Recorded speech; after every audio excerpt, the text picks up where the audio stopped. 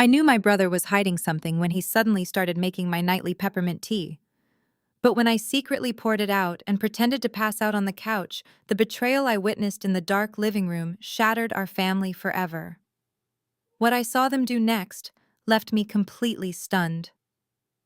Before I continue this story, let me know where you are watching from in the comments below. Hit like and subscribe if you have ever had to outsmart the very people who share your blood. My name is Keisha. I am 35 years old and the proud founder of a multi-million-dollar financial consulting firm here in Atlanta. I built my empire from the ground up, fighting for every single client, every contract, and every dollar. But tonight, none of that mattered. Tonight, I was just a woman lying perfectly still on my own custom leather sofa, fighting the overwhelming urge to open my eyes.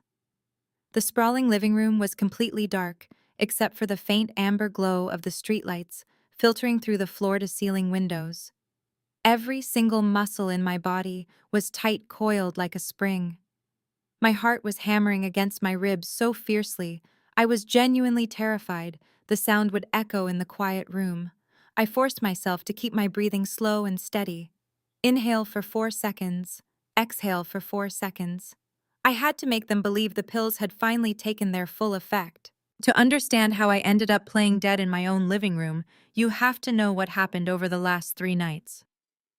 My older brother Jamal and his wife Chloe had been living in my guest house for the past 2 months.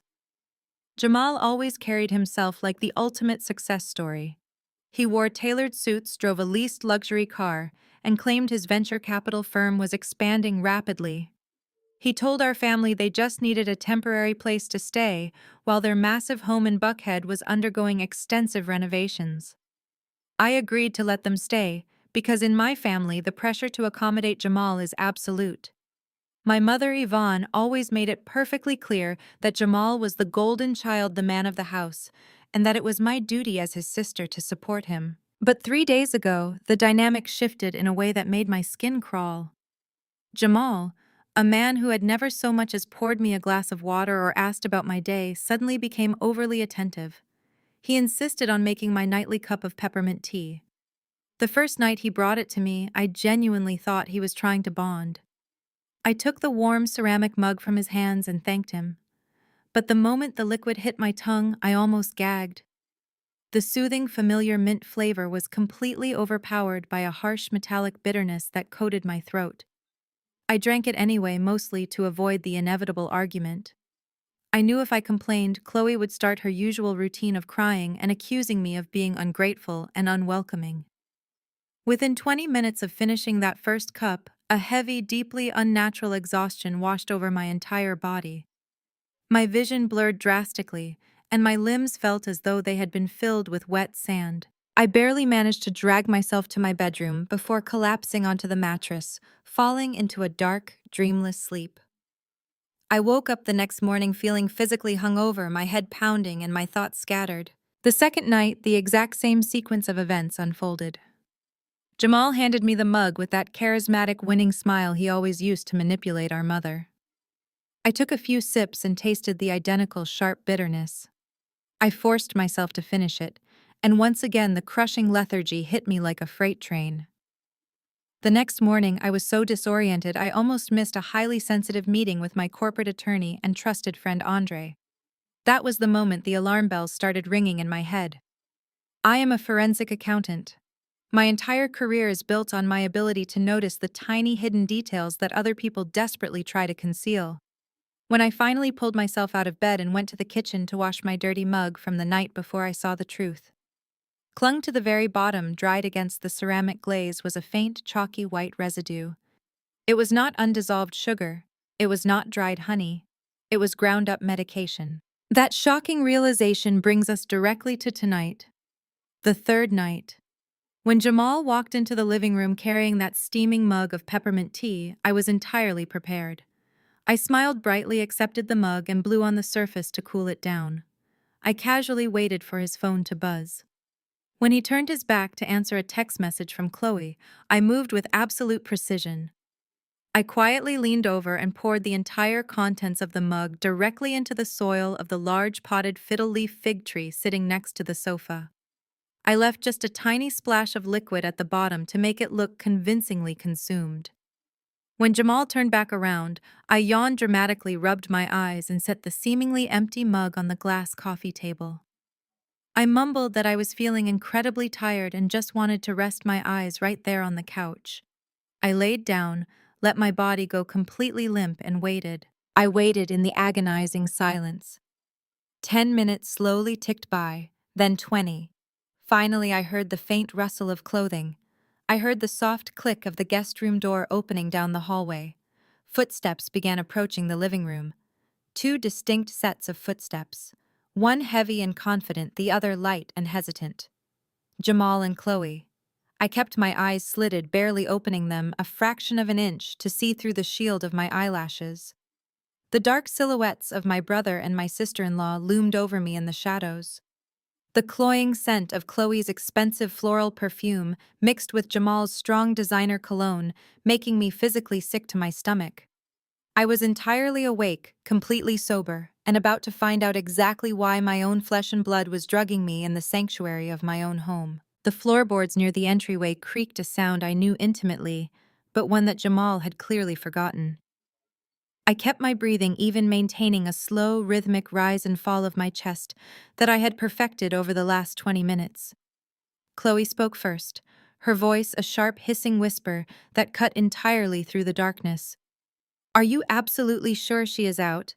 Because if your little ghetto fabulous sister wakes up and catches us, she will ruin us. She will take everything." I felt a spike of pure, unadulterated rage course through my veins. Ghetto fabulous. That was Chloe's favorite microaggression.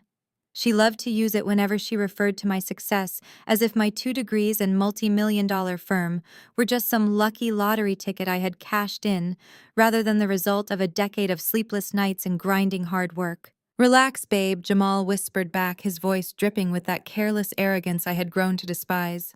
"I doubled the dose tonight. She is completely under. Mom said Keisha owes me this anyway, since I'm the man of the family. By tomorrow morning, I will have full power of attorney and all our problems go away."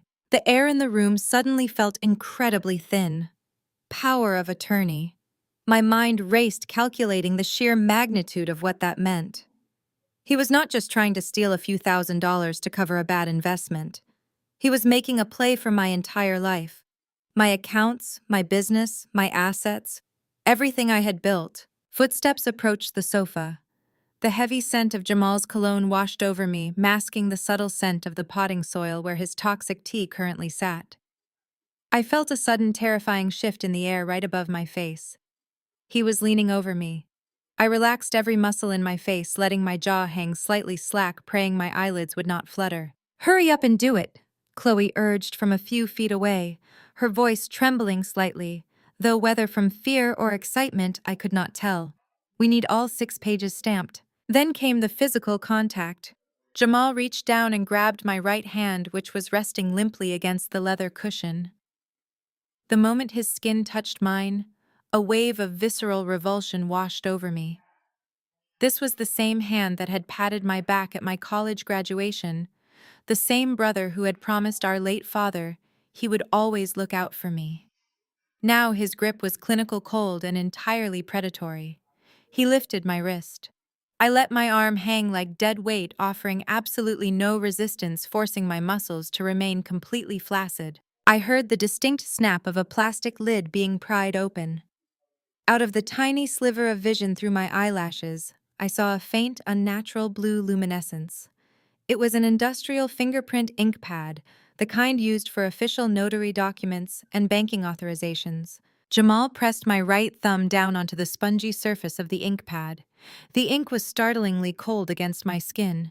He pressed firmly, making sure the pad coated every single ridge and whorl of my fingerprint. I wanted to snatch my hand away. I wanted to jump off the couch, turn on the lights, and scream at them until my throat bled. But my forensic accounting background kept me anchored to the cushion. If I confronted them now, it would be my word against theirs. They would deny it, claim they were just checking my pulse, or spin some wild lie to our mother. I needed them to commit the crime fully. I needed the undeniable proof. Jamal lifted my ink-stained thumb. I heard the sharp rustle of heavy bond paper. Legal documents. He moved my hand over the top page and pressed my thumb down hard against the bottom right corner. The pressure was intense, his fingers digging into my knuckles to ensure a clean, perfect print. He held it there for 3 agonizing seconds before lifting my hand again. Page 1, Jamal whispered. I heard Chloe flip the heavy page. Next one. Come on, right here on the signature line. Again, Jamal guided my limp hand. Again, he pressed my thumb into the blue ink, and again, he stamped my identity away onto the paper. The mechanical repetition of the act made it infinitely worse. Every time he pressed my thumb to the paper, he was stealing a piece of my independence. He was transferring the deeds to properties I had bought with my own sweat. He was signing away the company I had built from a single laptop in a cramped studio apartment. She is going to be so groggy tomorrow, Chloe whispered, a sick note of satisfaction in her tone. We can just tell her she had a breakdown. We can use that to explain why she handed everything over to you. It is brilliant, Jamal.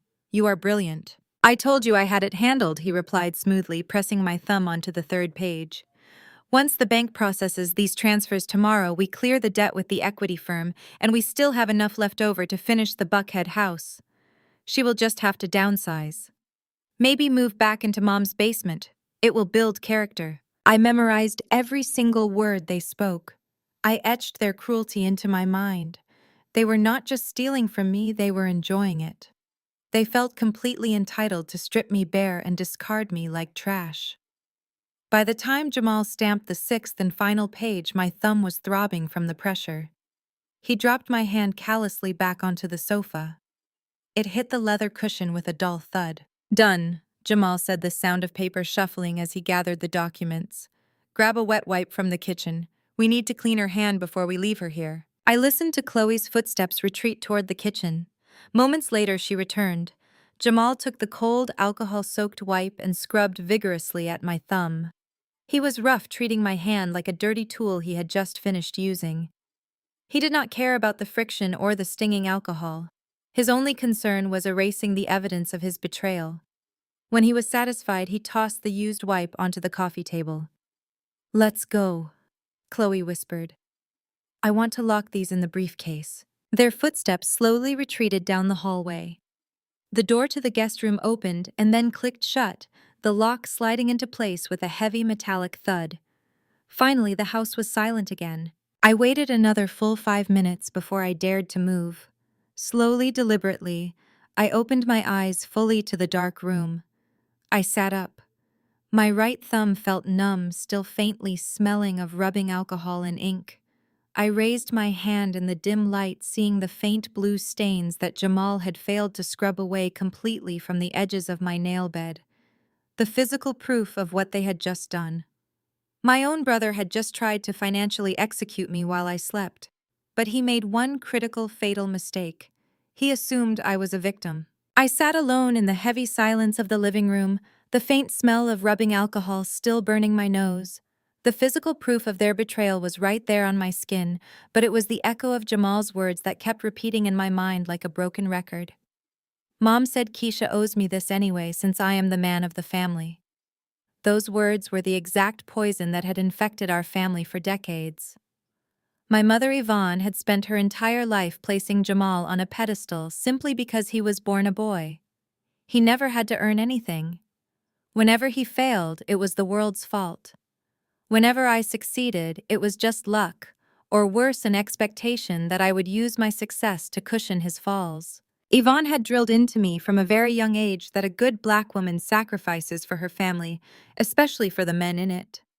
She had practically handed him the entitlement that fueled his actions tonight. Jamal genuinely believed that my multi-million-dollar firm was just a family piggy bank waiting for him to break it open. He believed that because he was the son, the golden child, my assets were merely an extension of his own wallet. By tomorrow morning, he said he would have full power of attorney. He had absolutely no idea what that actually entailed. My firm was not just a simple checking account. It was a complex web of corporate assets, offshore trusts, and heavily guarded client portfolios. I thought about the days I lived off instant noodles in a cramped studio apartment working 80-hour weeks to pass my exams, while Jamal was throwing away his college tuition on parties and luxury cars. I remembered the doors slammed in my face because I was a young African American woman trying to break into the fiercely guarded arena of high-level finance. I fought for every single inch of ground I stood on. Every client I secured was a battle won. And now my brother thought he could just stamp my thumb on a piece of paper and inherit my empire in the middle of the night. If he took that forged document to my primary branch, he could freeze me out of my own life. He could liquidate my assets, take out massive loans against my commercial properties, and leave me holding the bag. He was planning to steal my life's work, to pay off his own spectacular failures. Any normal person would have grabbed their phone, dialed the police, and had them arrested right there in the guest room. I wanted to. Every emotional instinct I had screamed at me to kick down their door and confront them. But the analytical side of my brain, the side that made me one of the most feared forensic accountants in the Southeast, slammed the brakes on my anger. You do not confront a fraudster when they are merely holding the pen. You confront them when the ink is dry and the wire transfer is pending. A forensic accountant never reacts without the receipts. I track hidden assets for multinational corporations. I find shell companies buried under layers of offshore accounts. I expose executives who think they are smarter than the system. Jamal was a desperate amateur playing in a professional arena. If I called the police now, he would just claim we were practicing signatures.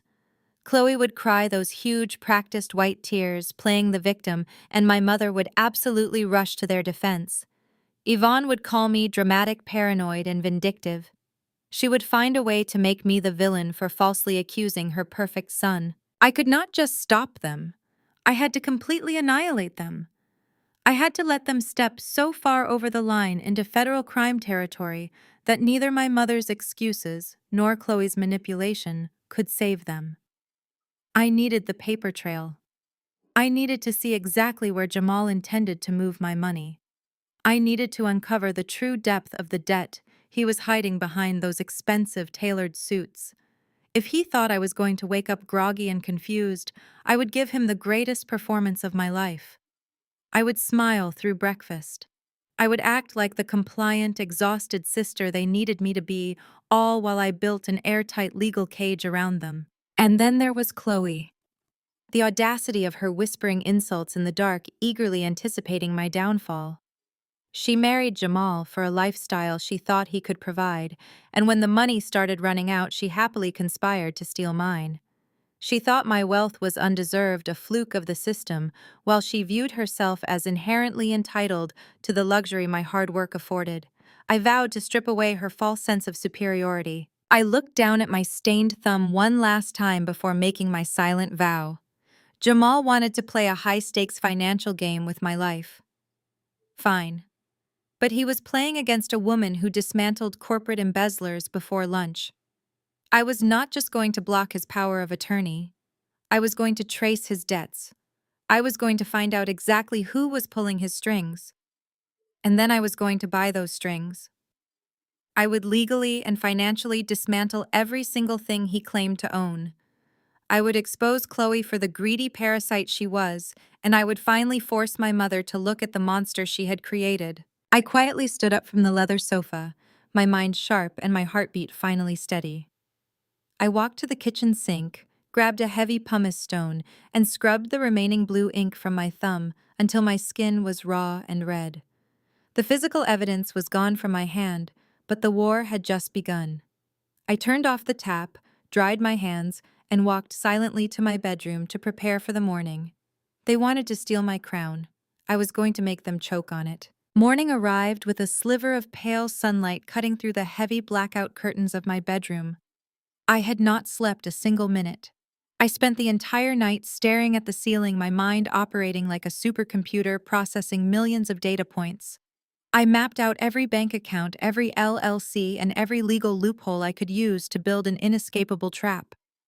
But as the dawn broke, the adrenaline that had fueled my midnight planning slowly began to fade, replaced by a suffocating, heavy psychological toll. Lying there in the quiet dawn, The reality of my situation settled over me like a suffocated blanket. My home had always been my sanctuary. I had personally chosen every piece of furniture, every paint color, and every piece of artwork to create a space where I felt completely safe from the world. Now the very walls felt contaminated. I was sharing my oxygen with predators who wore the faces of my family.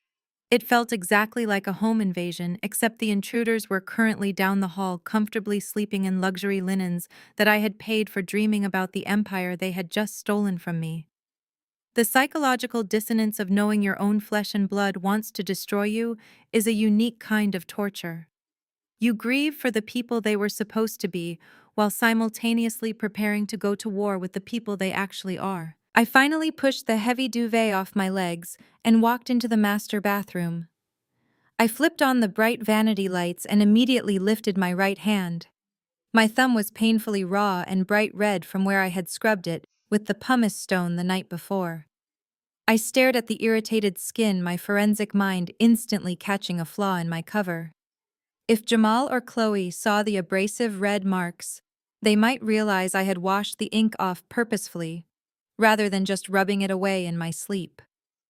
I opened my cosmetics drawer, pulled out a high-coverage waterproof concealer, and carefully dabbed it over the angry red skin. I blended it outward until my thumb looked completely normal, hiding the physical evidence of my resistance under a thin layer of makeup. There could be absolutely no loose ends. Then I looked up at my reflection in the wide mirror. The woman staring back at me was furious. My eyes were sharp, entirely focused, and burning with a cold, calculated rage. My jaw was clenched so tight my teeth ached. That face would give me away in a heartbeat. Jamal and Chloe were expecting a victim. They were expecting a woman heavily hungover from a double dose of crushed sleeping pills. I had to give them exactly what they wanted to see. I took a deep breath and began to physically dismantle my own presence. I let my shoulders slump forward, rounding my spine to make myself appear physically smaller and defeated. I relaxed my facial muscles until my expression went completely slack. I forced my eyelids to drop halfway, dulling the sharp, analytical spark that usually defined my gaze. I messed up my freshly wrapped hair just enough to look disheveled and restless. I leaned closer to the mirror and practiced my voice. I needed to sound groggy, confused, and slow. "Good morning," I whispered. The words came out too crisp, too alert. I cleared my throat, forcing a harsh dryness into my vocal cords. "Good morning?" I tried again, letting the syllables drag and my voice crack slightly. I swallowed hard, mimicking the dry mouth that always accompanies heavy sedatives. Perfect. It was a flawless performance of a broken woman. Staring at my altered reflection, a bitter realization washed over me. For my entire life, I had been forced to modulate my personality to make my family comfortable. I had learned to shrink my ambitions so Jamal could feel bigger. I had learned to soften my tone so my mother would not call me aggressive. I had spent 35 years wearing different masks to survive the emotional minefield of my family. But this morning was different. I was not shrinking myself to protect their fragile egos. I was putting on this mask to protect my empire. This was not submission. This was camouflage. Through the heavy oak door of my bedroom, I heard the faint sounds of the house waking up. Downstairs, cabinets were opening and closing. The distinct clink of ceramic plates echoed up the staircase. The rich, earthy smell of freshly brewed coffee and frying bacon began to waft through the air conditioning vents. It smelled exactly like a normal, happy family Sunday morning. The sheer normalcy of it made my stomach physically churn. They had committed a felony against me mere hours ago, and now they were downstairs making breakfast, as if they did not have a care in the world. They were celebrating their perceived victory over eggs and bacon. I knew my mother Yvonne would already be down there. She always came over early on weekends to cook for Jamal, treating my kitchen like it was her own. She would be standing at my stove championing her golden child, completely oblivious to the fact that her perfect son was a desperate fraud, trying to steal my livelihood. Or worse, maybe she did know, and she simply did not care so long as Jamal got what he wanted. I took one final look in the mirror. I checked my posture, my dull eyes, and my concealed thumb. I mentally locked away the fierce, untouchable corporate accountant and fully inhabited the groggy, drugged sister. I unlocked my bedroom door, letting the handle click loudly so they would know I was awake. I dragged my feet as I walked out into the hallway, shuffling my slippers against the hardwood floor to make myself sound heavy and uncoordinated. I was stepping out of my sanctuary and walking directly onto a battlefield, ready to look my enemies right in the eye and smile. I dragged my slippered feet across the threshold of my kitchen, making sure my steps were heavy and uncoordinated. The bright morning sun reflecting off the white marble countertops made me squint, adding genuine physical discomfort to my manufactured grogginess. The kitchen was the heart of my home, a massive open concept space with a custom imported gas range and a 12-foot island. I had designed every square inch of it as a testament to my success. But this morning, it had been completely hijacked. My mother Yvonne stood at the stove. She was humming a soft, upbeat gospel tune, expertly stirring a large pot of creamy stone ground grits with a wooden spoon. The rich, savory smell of sizzling, thick-cut bacon and melting butter filled the air. Jamal sat precisely at the center of the massive kitchen island. He was wearing a crisp, expensive silk robe, scrolling casually through his smartphone with the deeply relaxed posture of a king waiting for his royal feast. Chloe sat next to him, sipping a bright green matcha latte out of one of my imported ceramic mugs, looking entirely too comfortable in my space. I slumped onto a bar stool at the far end of the island, resting my head heavily in my hand. I let out a long, exaggerated sigh. "Morning," I mumbled, forcing my voice to sound raspy and thick with fatigue.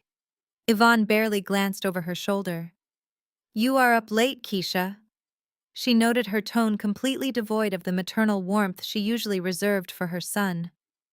Before I could offer an excuse about the terrible sleep I supposedly had, she turned her attention entirely back to Jamal. I watched as my mother pulled a pristine heated ceramic plate from the warming drawer. She scooped a massive steaming portion of the creamy grits onto the center of his plate. She then carefully selected the thickest, most perfectly cooked sausage patties and arranged 4 strips of flawless bacon right next to the grits. She walked straight past me carrying the heavy plate and set it gently in front of Jamal. She leaned down and kissed the top of his head. "Eat up, baby," she cooed, her voice suddenly dripping with affection. "You have a massive mind that needs proper fueling today." Jamal smiled up at her, a charismatic, charming grin that made my stomach physically churn. "Thanks, Ma. You always know exactly how to take care of me." Watching her cater to a 38-year-old man who had spent the previous night forging my signature transported me back 20 years. I remembered sitting at our cramped dining table in middle school. I had just brought home a perfect report card while Jamal had been suspended for fighting in the cafeteria. Yet my mother had given him the last piece of fried chicken, loudly declaring that he needed his strength because the world was so inherently hard on young black men. She had looked at me and told me I was smart enough to figure out my own dinner. That dynamic had never shifted. When I needed money for my certified public accountant exam prep courses, I had to work 3 separate jobs just to afford the textbooks. But when Jamal wanted to start a highly questionable music production label in his 20s, Yvonne secretly took out a second mortgage on her own home to fund his pipe dream. A dream that inevitably collapsed 6 months later. Even now, sitting inside a multi-million-dollar home that I paid for with my own blood and sweat, I was entirely secondary to his existence. Yvonne walked back to the stove. She carelessly scraped the slightly burnt, stiff remains of the grits from the bottom of the pot onto a smaller, unheated plate. She slid it down the marble counter toward me. "You look absolutely terrible, Keisha," she said, wiping her hands on a dish towel. "You work entirely too much. It is not healthy for a woman your age to be so deeply obsessed with spreadsheets and corporate accounts. You carry too much masculine energy. You need to soften up, go to church, and maybe you would find a husband instead of waking up looking so exhausted in an empty house." I stared at the stiff lump of grits on my plate. I kept my face perfectly blank, ensuring my eyes remained dull and unfocused. I did not bother to point out that my house was not empty, considering she and her fraudulent son were currently occupying it. I picked up my fork and pushed the food around, feigning a complete lack of appetite. I am just tired, Mom, I whispered, playing my part to perfection. Good, because since you are awake, we need to have a very serious family discussion, Yvonne announced. She pulled out a stool and sat down next to Jamal, physically aligning herself with him. Jamal puffed out his chest, setting his smartphone face down on the marble counter. He clasped his hands together, looking at me with an expression of sheer, unadulterated entitlement. Jamal has a massive opportunity, Yvonne continued, her eyes practically shining with misplaced blinding pride. It is a revolutionary tech startup, Keisha. It is an application designed to streamline venture capital investments for minority-owned businesses. It is brilliant. He already has the entire business plan drafted and a team of developers ready to go. He just needs the initial seed money to get it off the ground. I slowly lifted my head, letting my gaze drift from my mother to my brother. I knew exactly what this was. Jamal was an absolute coward. Even though he had the forged power of attorney sitting in his leather briefcase right now, he wanted our mother to ask for the money first. He was building his alibi. When the millions disappeared from my accounts later today, he wanted to be able to tell Yvonne that I had agreed to fund his fake startup during breakfast. He was using her blind devotion to orchestrate a clean getaway. And you are telling me this, why I asked slowly, intentionally slurring my words slightly, as if my brain was struggling to process the information. Because you are going to fund it, Yvonne stated. It was not a request. It was not a pitch. It was an absolute, unquestionable directive from the matriarch of the family. She spoke with the authority of someone spending her own money. You have all that money just sitting around in your business accounts doing absolutely nothing, Yvonne said, waving her hand dismissively in the air. The sheer profound ignorance of that statement almost made me break character. Money sitting around doing nothing. She was referring to the highly leveraged operational capital of a corporate consulting firm. She was referring to payroll for my 50 employees' retainer fees for my legal team, and carefully balanced liquid assets that I managed with microscopic precision. To her, my decade of building a financial empire was nothing more than a personal piggy bank waiting to be cracked open for the golden child. Jamal is trying to build a real legacy for this family, Yvonne pressed on, leaning forward. He is a visionary, but the banks do not want to see a strong black man succeed. You know how the system is set up against him. You have more money than you could ever possibly spend. You do not have a husband to consult. You do not have children to feed. It is your fundamental duty to help your brother establish himself. We are family, Keisha, and family takes care of its own. I looked at Jamal. He was watching me intently, looking for any sign of resistance. He was waiting for the usual argument, the usual pushback that would allow Chloe to start crying and Yvonne to start yelling. He thought the sleeping pills had stripped away my defenses. He thought I was finally too weak to fight back against the crushing weight of our family expectations. He thought I was just a stepping stone on his path to unearned wealth. He had absolutely no idea that he was looking at his own financial executioner. I let the heavy silence hang over the kitchen island for a long moment. I kept my posture slumped, my shoulders rounded, playing the part of the exhausted, defeated sister they desperately wanted me to be. I looked from my mother's expectant, demanding face to Jamal's smug, arrogant grin. I took a slow, deliberate breath, channeling every ounce of self-control I possessed. No, I said softly. My voice was raspy, but the single word hung in the air like a dropped anvil. I am not funding it. For a split second, nobody moved. The sheer audacity of my refusal, especially when delivered in such a weakened state, seemed to short-circuit their expectations.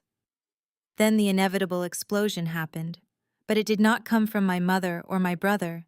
It came from Chloe. Chloe slammed her ceramic mug down onto the marble countertop so hard I was surprised it did not shatter. Instantly, her face crumpled, her lower lip began to tremble, and within 2 seconds, large, heavy tears were spilling over her lower lashes, streaking down her flushed cheeks.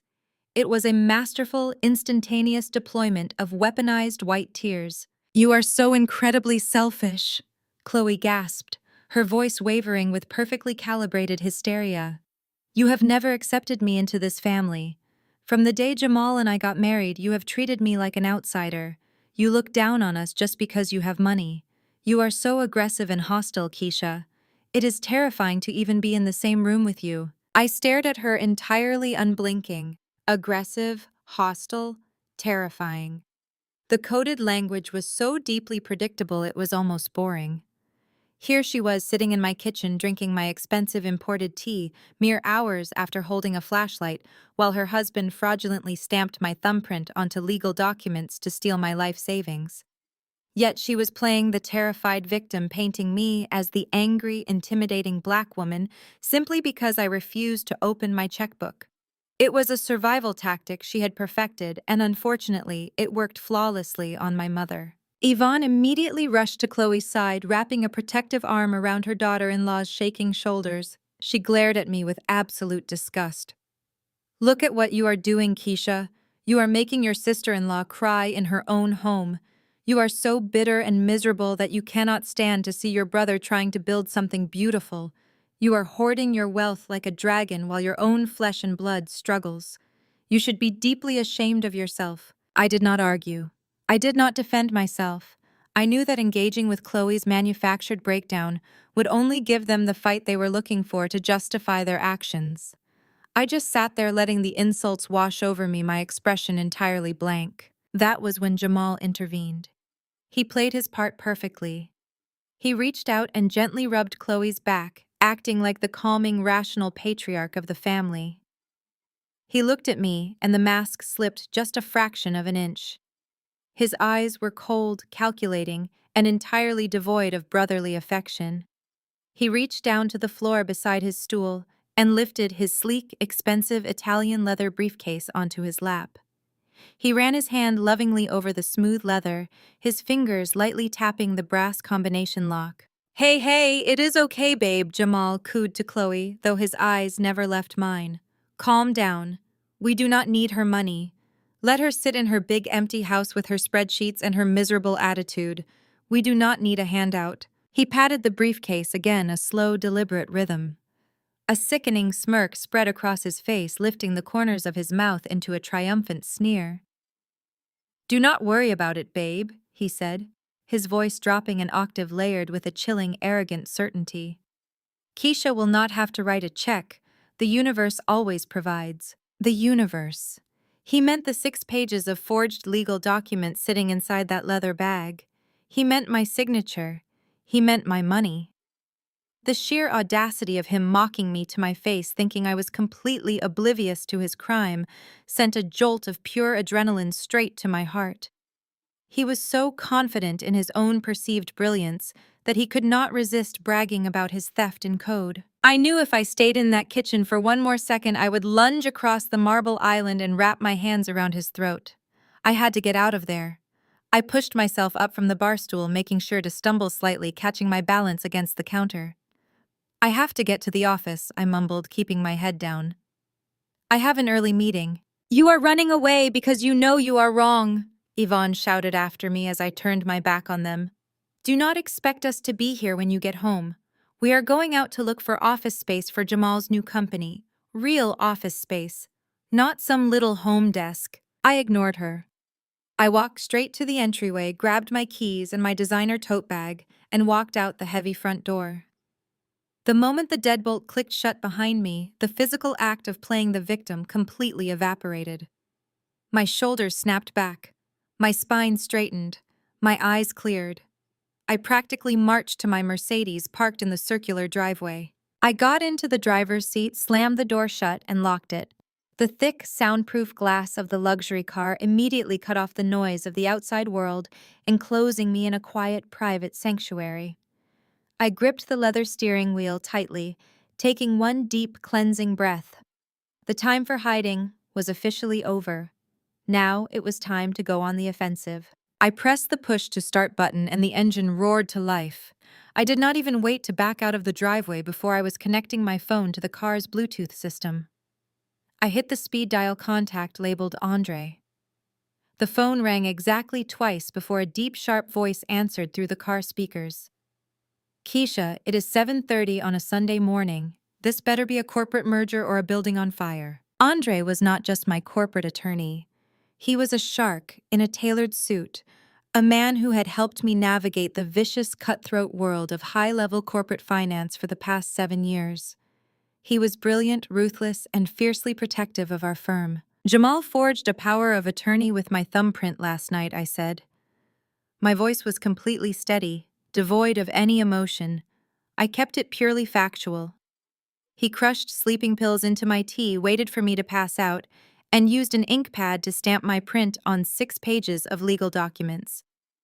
He is planning to drain the operational accounts and likely try to transfer the deeds to my properties. There was a sharp intake of breath on the other end of the line. The casual annoyance in Andre's voice vanished instantly, replaced by a cold, surgical focus. Are you safe? Do I need to send the police to your house right now? I am fine. I am in the car heading to the office. I poured the tea out. I was awake the entire time. You were awake, Keisha. You should have called the cops immediately.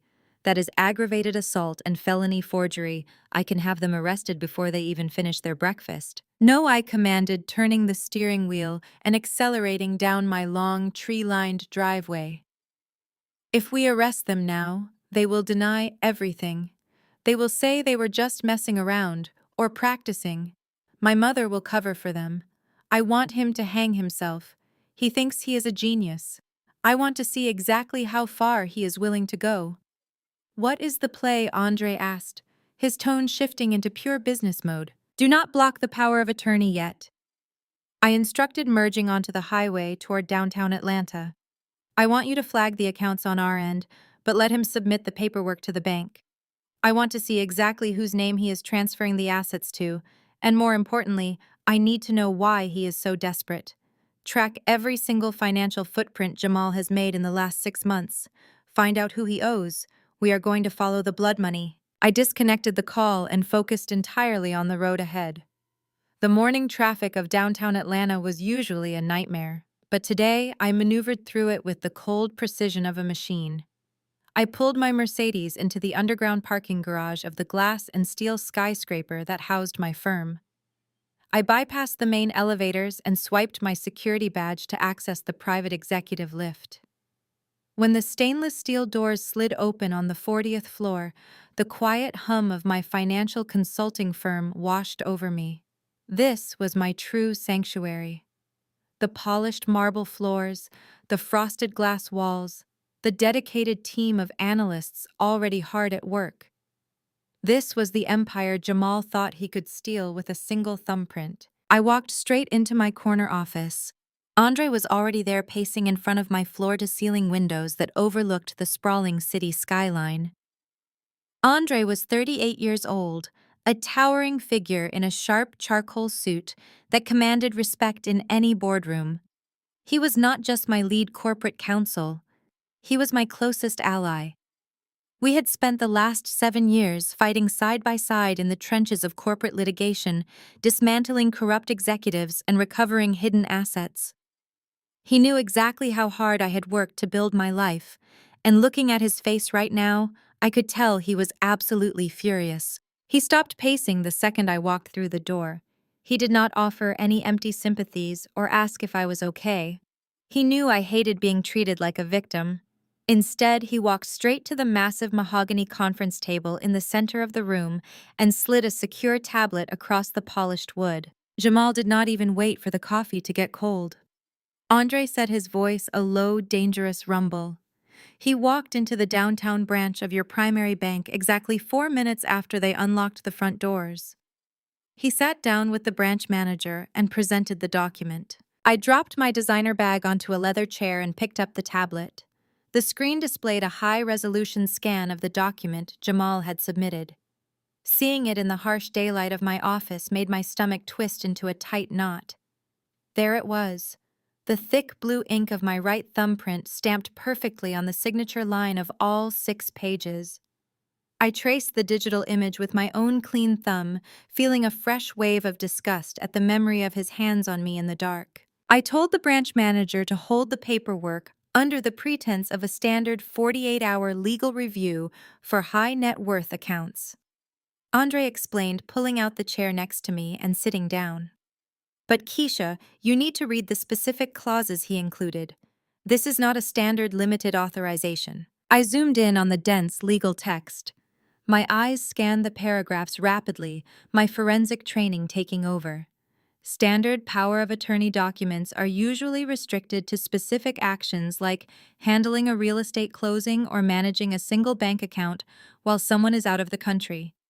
But the document Jamal and Chloe had forged was a durable general power of attorney heavily modified with highly customized clauses. I read the text out loud, my voice echoing in the quiet office. Granting full and unrestricted authority to manage, sell, transfer, or liquidate any and all real estate holdings, authority to dissolve corporate entities and reassign executive voting rights, unrestricted access to all domestic and offshore investment portfolios. I set the tablet down and looked at Andre. The air in the room suddenly felt incredibly heavy. This was not a desperate brother trying to siphon $50,000 to fund a fake tech application. This was a calculated corporate takeover. He is not trying to get seed money for a startup. I said, my mind racing as I connected the dots. If you just want cash, you authorize access to the liquid checking accounts. But he specifically included clauses to sell my commercial real estate and dissolve my limited liability companies. He wants the power to liquidate assets that take months to sell. Exactly, Andre agreed, leaning forward and resting his elbows on the table. He is building a legal bulldozer. He wants total, unmitigated control over your entire net worth.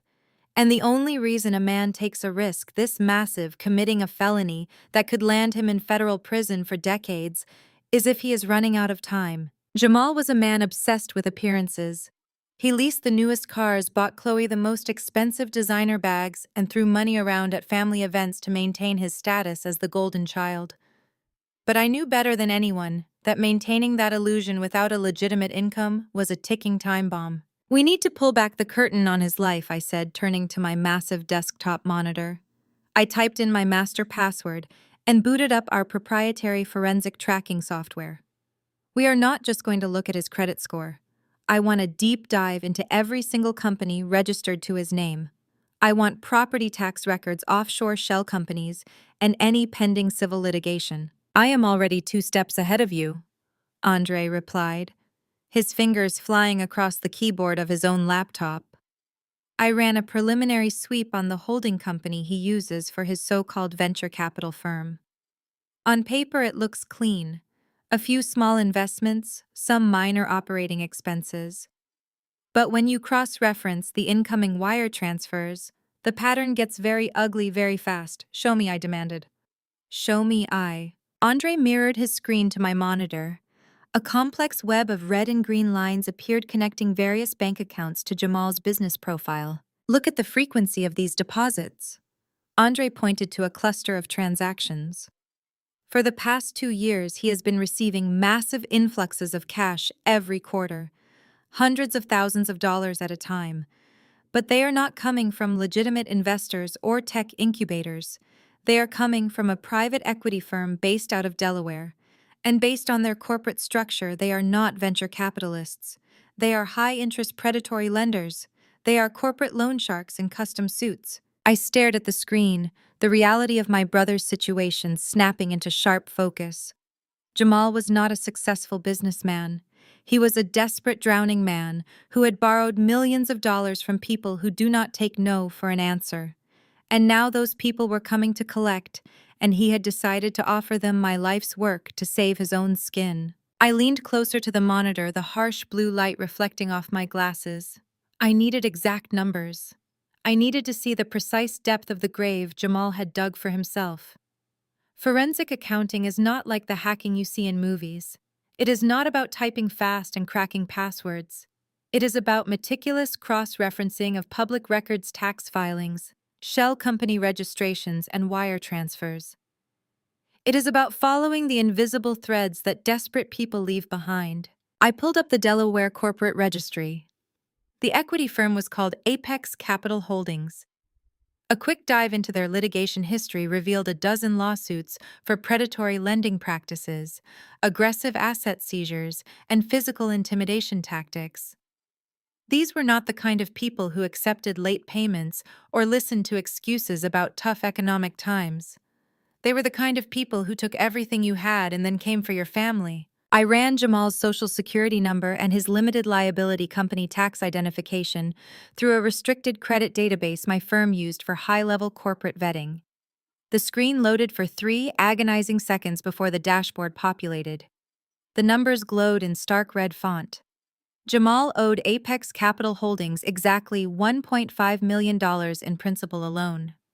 And because it was a high-risk mezzanine loan, the interest rate was a staggering 22%. The balance was compounding weekly. He was not just drowning. He was already at the bottom of the ocean with an anvil tied to his ankle. But where did the initial money go? I asked out loud, my fingers flying across the keyboard to open a new terminal. If he took out $1.5 million over the last 2 years, he had to have sunk it into something tangible. I pulled up the municipal property tax database for Fulton County and typed in the address of his massive luxury home in Buckhead, the same house he and Chloe claimed was undergoing extensive renovations. The results popped up instantly, and a cold laugh escaped my lips. There were no permits pulled for renovations. There were no contractors hired. Instead, the property record was stamped with a massive red flag, active pre-foreclosure. Jamal had not paid his mortgage in 8 months.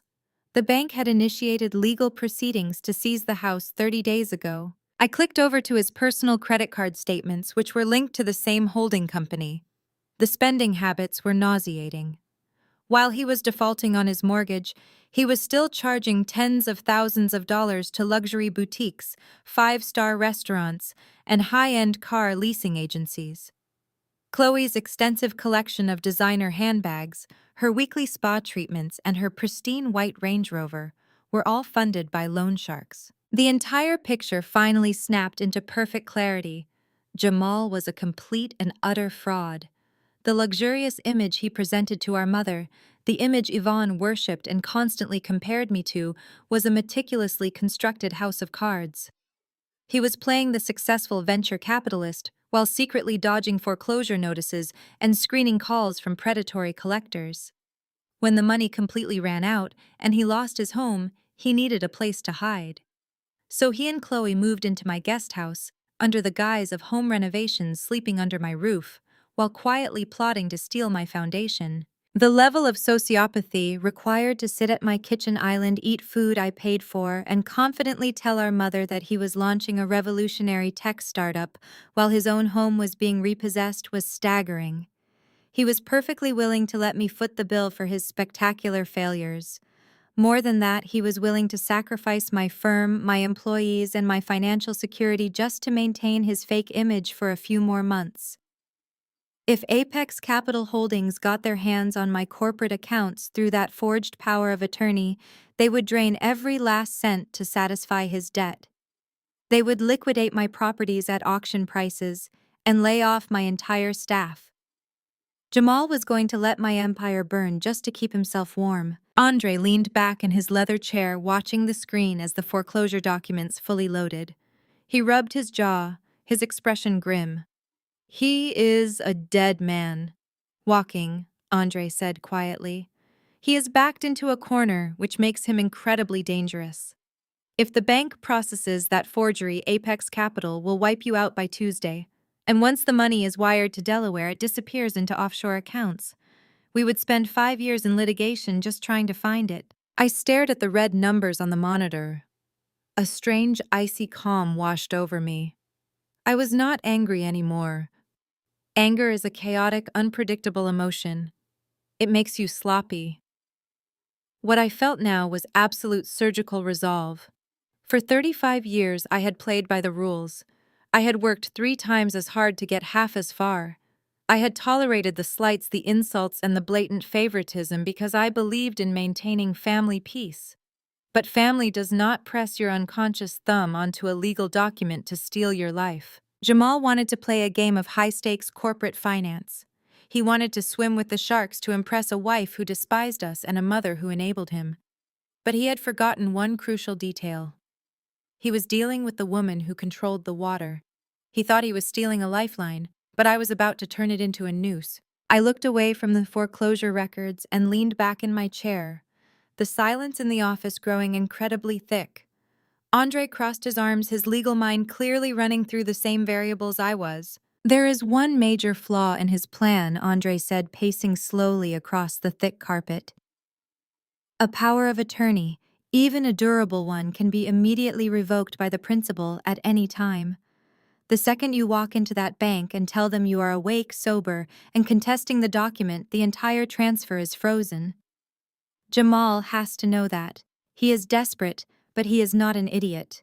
He must have a contingency plan to stop you from revoking his access. He wants to neutralize me, I murmured, staring blindly at the city skyline outside my window.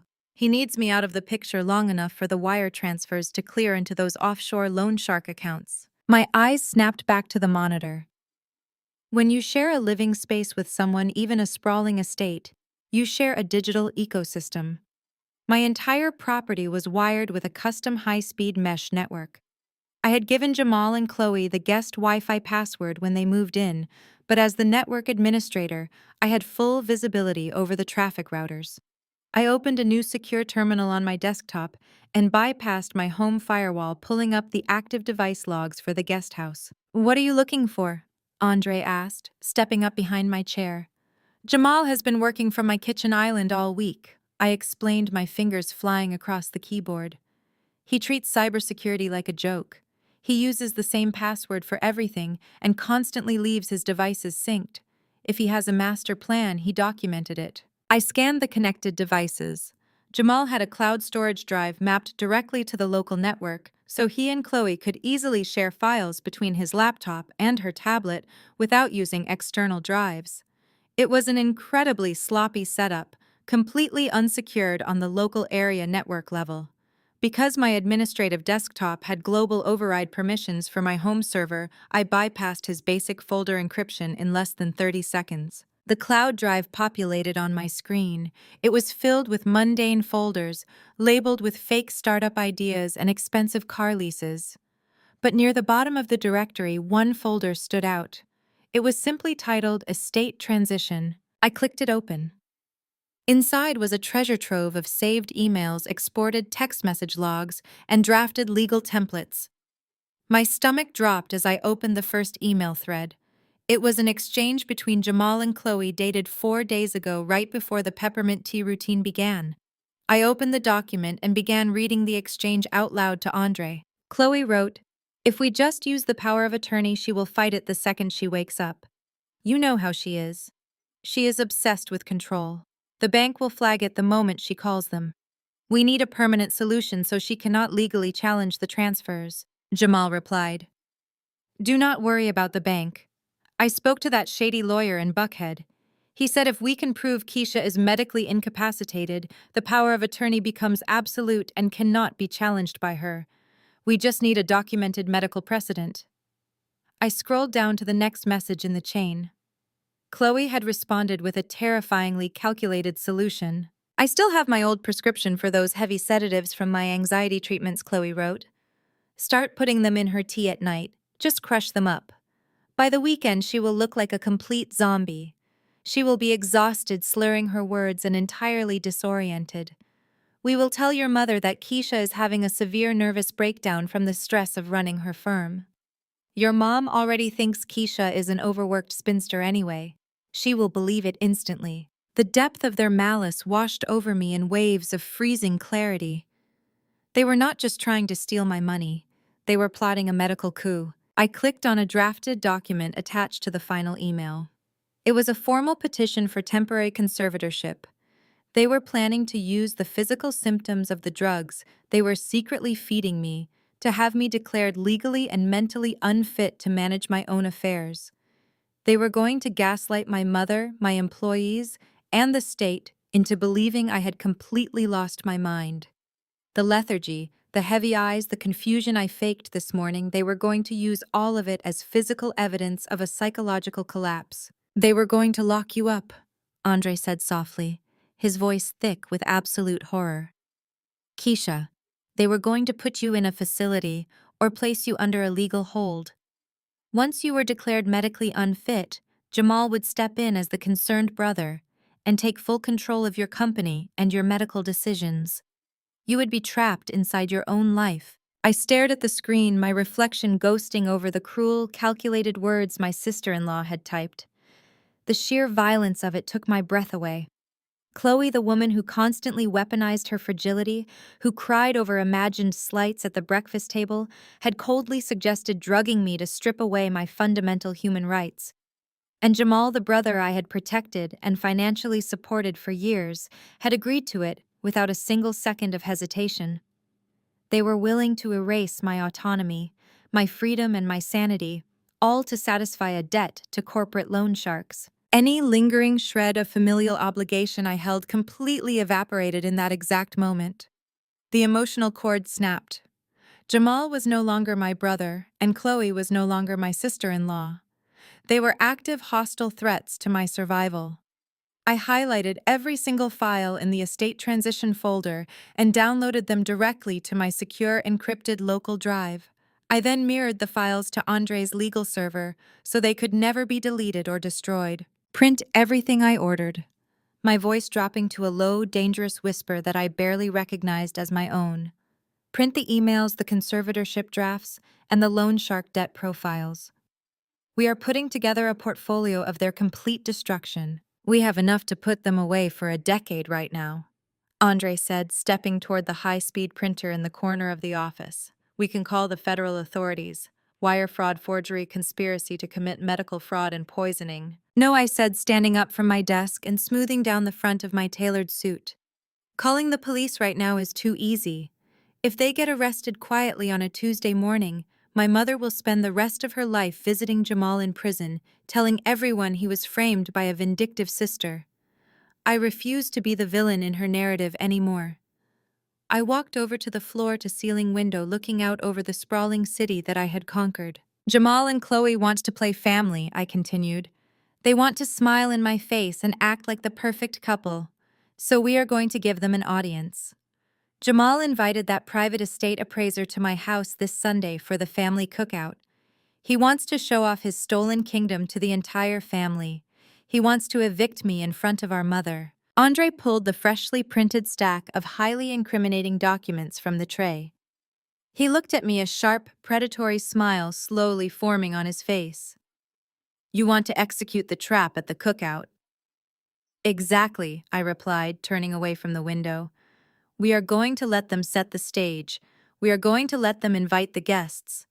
And when Jamal stands up to claim his fake crown, I am going to drop the guillotine in front of everyone they have ever lied to. I walked back to my mahogany desk and sat down, the freshly printed stack of my own family's treachery resting perfectly centered on my leather blotter. Exposing Jamal and Chloe at the Sunday cookout would certainly destroy their social standing, but public humiliation was simply not enough for me. Humiliation fades. People move on, excuses are made, and eventually my mother would find a way to spin the narrative to make Jamal the victim of a misunderstanding. I needed something far more permanent. I needed absolute, undeniable leverage. I needed to hold his entire life in the palm of my hand. I looked at Andre, who was still standing by the printer. Exposing them is only half the battle, I said, tapping my manicured fingernail against the stack of emails. If we just reveal this, Jamal goes to jail, but his debts remain. Apex Capital Holdings will still foreclose on his house. They will repossess his cars. And my mother will inevitably beg me to bail him out of his financial ruin to save the family name. I am going to cut off that possibility entirely. What exactly are you proposing? Andre asked, walking over and taking a seat across from me. I am going to buy him, I stated flatly. I want you to set up a blind shell corporation in Delaware immediately. Use our registered agent so my name is completely insulated. Then I want you to contact Apex Capital Holdings and offer to purchase Jamal's entire debt portfolio in cash. Today. Andre raised an eyebrow, a rare display of genuine surprise from my usually stoic attorney. Keisha, that is $1.5 million. You want to pay off his loan sharks? I am not paying them off, I corrected him, a sharp smile touching my lips. I am buying the paper. In corporate finance, debt is just a commodity. It can be bought, sold, and traded like anything else. Apex Capital is a predatory firm. They issue high-interest loans, But when a client goes into active pre-foreclosure, it means Apex has to spend months, sometimes years, navigating the legal system to seize the assets. It is a massive headache for them. If an anonymous corporate buyer suddenly offers them instant liquid cash to take that toxic debt off their hands, they will sign the transfer paperwork before lunch. The realization washed over Andre's face, replacing his surprise with a look of profound, dangerous respect. You become the primary creditor. Exactly, I said. If I own the debt, I own the leverage. I will legally own the mortgage to his Buckhead mansion. I will hold the liens on his leased luxury vehicles. I will hold the promissory notes for his fake venture capital firm. When I confront him on Sunday, he will not just be looking at his sister. He will be looking at the person who literally owns the roof over his head and the car in his driveway. I want to watch the exact moment he realizes that his entire existence belongs to the very woman he tried to drug and discard. Andre did not hesitate. He stood up, buttoning his suit jacket. I will go to my office on the 39th floor and start drafting the articles of incorporation right now. We will call the new entity Fiddle Leaf Holdings, just to appreciate the irony. Give me 3 hours to negotiate with Apex and finalize the wire transfers. Keep your phone close. He walked out of my office, leaving me alone with my thoughts. The next few hours were a masterclass in patience. I forced myself to work reviewing client portfolios and analyzing quarterly earnings reports, but my mind was entirely focused on the trap I was building. I authorized the transfer of $1.5 million from my private reserve accounts to the newly formed Fiddle Leaf Holdings. It was a massive sum of money, but to me it was the ultimate investment in my own peace of mind. It was the price of severing a toxic bloodline once and for all. I thought about Jamal sitting at my kitchen island sipping coffee and bragging about how the universe always provides. He thought he was playing chess, sacrificing his sister to protect his king. He had absolutely no idea that I owned the entire board. The power dynamic had completely shifted. For 35 years, I was the younger sister who had to prove her worth, the scapegoat, who had to shrink herself to fit into the shadows of the golden child. By the end of this business day, I would officially be his master. The afternoon sun began to dip behind the surrounding skyscrapers, casting long shadows across my office floor. My desk phone remained completely silent. The quiet waiting was agonizing, but I knew corporate acquisitions took time, even hostile ones funded by pure cash. I reviewed the printed emails from Chloe again, hardening my heart against any lingering traces of sisterly affection. They wanted to lock me in a medical facility. They wanted to steal my sanity. Every time I felt a flicker of guilt about what I was doing, I looked at those printed words and let the cold reality of their betrayal wash over me. Suddenly, the private line on my desk phone buzzed, shattering the silence. The caller ID flashed Andre's secure extension. I picked up the receiver instantly. "Is it done?" I asked, my voice completely steady. "The ink is drying as we speak." Andre replied, the satisfaction evident in his tone. Apex Capital was thrilled to dump the liability. Fiddle Leaf Holdings is now the sole proprietor of Jamal's $1.5 million debt. You own the mortgage, the auto loans, and the personal promissory notes. You are officially his boss. A deep, victorious breath filled my lungs. "Send the foreclosure notices to the printer. We are going to hand-deliver them on Sunday." "I already have them queued up," Andre said. "But Keisha, that is not why I am calling you on the secure line. The situation just escalated dramatically." My grip tightened on the phone. "What happened?" "I just got off the phone with the branch manager at your main bank," Andre explained, his voice dropping into a rapid, urgent cadence. Jamal did not just submit the power of attorney to gain access this morning. He waited a few hours to let the document process, and then he went back to the bank. He just submitted a formal expedited wire transfer request. How much, I demanded. $2 million, Andre said. "He is trying to drain your primary corporate operational account completely dry." He instructed the bank to wire the funds to an offshore account in the Cayman Islands by the end of business hours tomorrow. He is making his final move. The sheer audacity of the number hung in the air between us over the secure phone line. $2 million. That was not just a random sum of money. That was the payroll for my 50 employees. That was the operational lifeblood of my consulting firm. Jamal was not merely trying to clear his $1.5 million debt with the predatory loan sharks. He was actively attempting to steal an extra $500,000 to fund his and Chloe's lavish lifestyle in the Cayman Islands, all while leaving my company and my employees in absolute ruins. He wanted to take my entire life, package it up into a neat international wire, and disappear into tropical luxury, while I was left to deal with the ashes. I took a slow, deep breath, letting the cold reality of his staggering greed settle deep into my bones. He wanted to play the ultimate game of corporate theft. I was more than willing to oblige him. "Do not block the transfer," I said to Andre, my voice eerily calm, stripping away any trace of panic. "Keisha, if that money actually hits the banking system in the Cayman Islands, it is gone forever." Andre warned, his tone sharp with genuine concern. "We will never be able to claw it back through those international legal jurisdictions. They are designed to protect shell companies from domestic recovery efforts." I said, "Do not block it," I repeated, standing up from my leather executive chair and pacing slowly behind my massive mahogany desk. "But do not let it clear the final hurdle either. I want you to call the branch manager right now. Instruct him to authorize the wire transfer on paper, but place it in a security holding pattern behind the bank's firewall. I want the transaction to register as fully initiated by Jamal. I want the digital footprint to indisputably show that he intentionally attempted to move $2 million of stolen corporate funds across international borders." "You want to trigger the federal wire fraud statutes," Andre realized, the pieces instantly clicking together in his brilliant legal mind. "Exactly," I confirmed, looking down at the city traffic flowing like a river of light far below my window. State-level forgery is just a slap on the wrist for a first-time offender who has a high-priced lawyer and a crying mother ready to beg the judge for leniency. Federal wire fraud, especially involving the illicit transfer of corporate funds to offshore accounts, carries a mandatory minimum sentence in federal prison.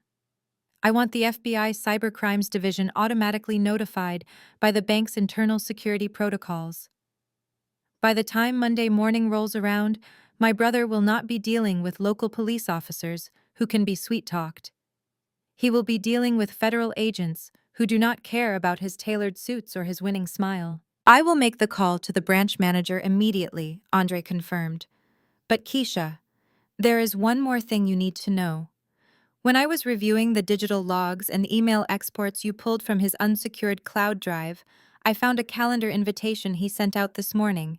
It is scheduled for this Sunday, the family cookout." I said, a bitter taste rising in the back of my throat. "My mother has been planning it for a month. She invited the entire extended family to my house, aunts, uncles, cousins." "Yes, but Jamal invited a special guest of his own," Andre said, the disgust heavily evident in his voice. "He hired a private commercial and residential estate appraiser, a guy known in the industry for fast-tracking property valuations for quick liquidation sales. Jamal scheduled him to arrive at your house at 2 in the afternoon, right in the middle of the barbecue." I stopped pacing. The heavy silence of my office felt suddenly suffocating. "An appraiser? He is bringing an appraiser to my house while I am hosting our entire family. He is not just bringing him to look around, Keisha."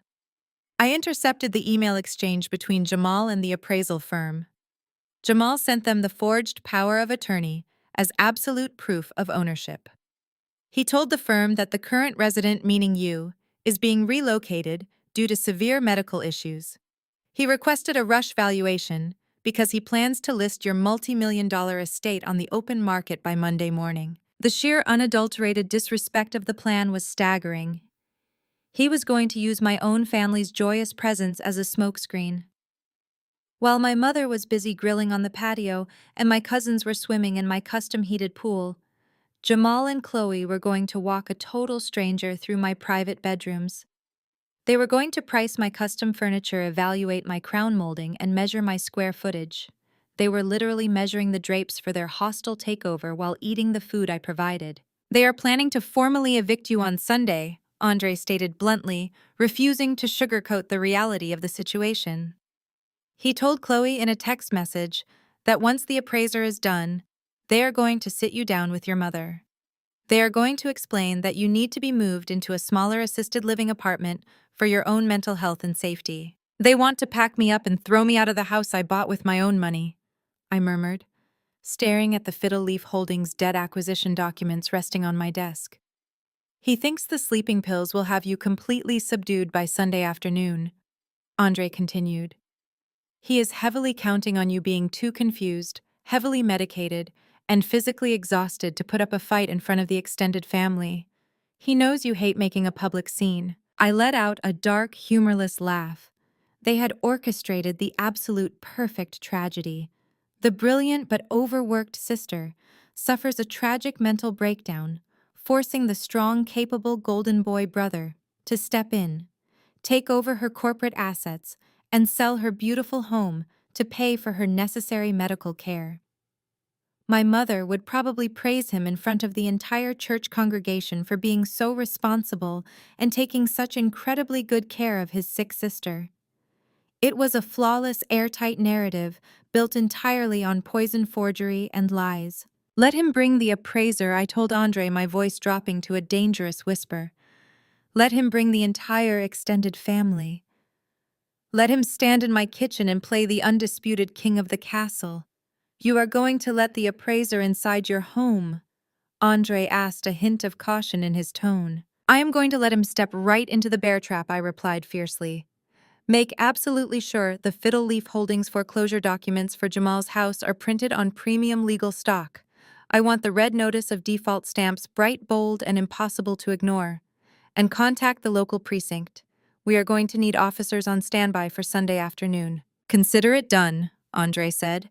I will have the bank manager freeze the wire in the federal queue right now and prepare the final debt acquisition files for your signature tomorrow. Get some rest, Keisha.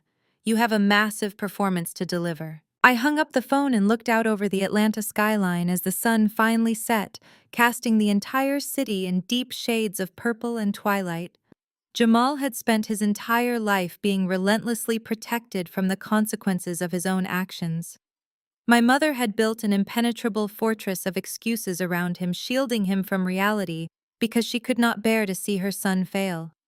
But this Sunday, there would be absolutely no excuses. I was going to tear down his fortress brick by brick, and I was going to do it while everyone he ever lied to watched. The golden child was about to learn exactly what happens when you try to steal the crown from the scapegoat. Sunday afternoon arrived with the suffocating heat and thick humidity that only Atlanta can produce in late summer. My sprawling backyard had been completely transformed into a vibrant family festival.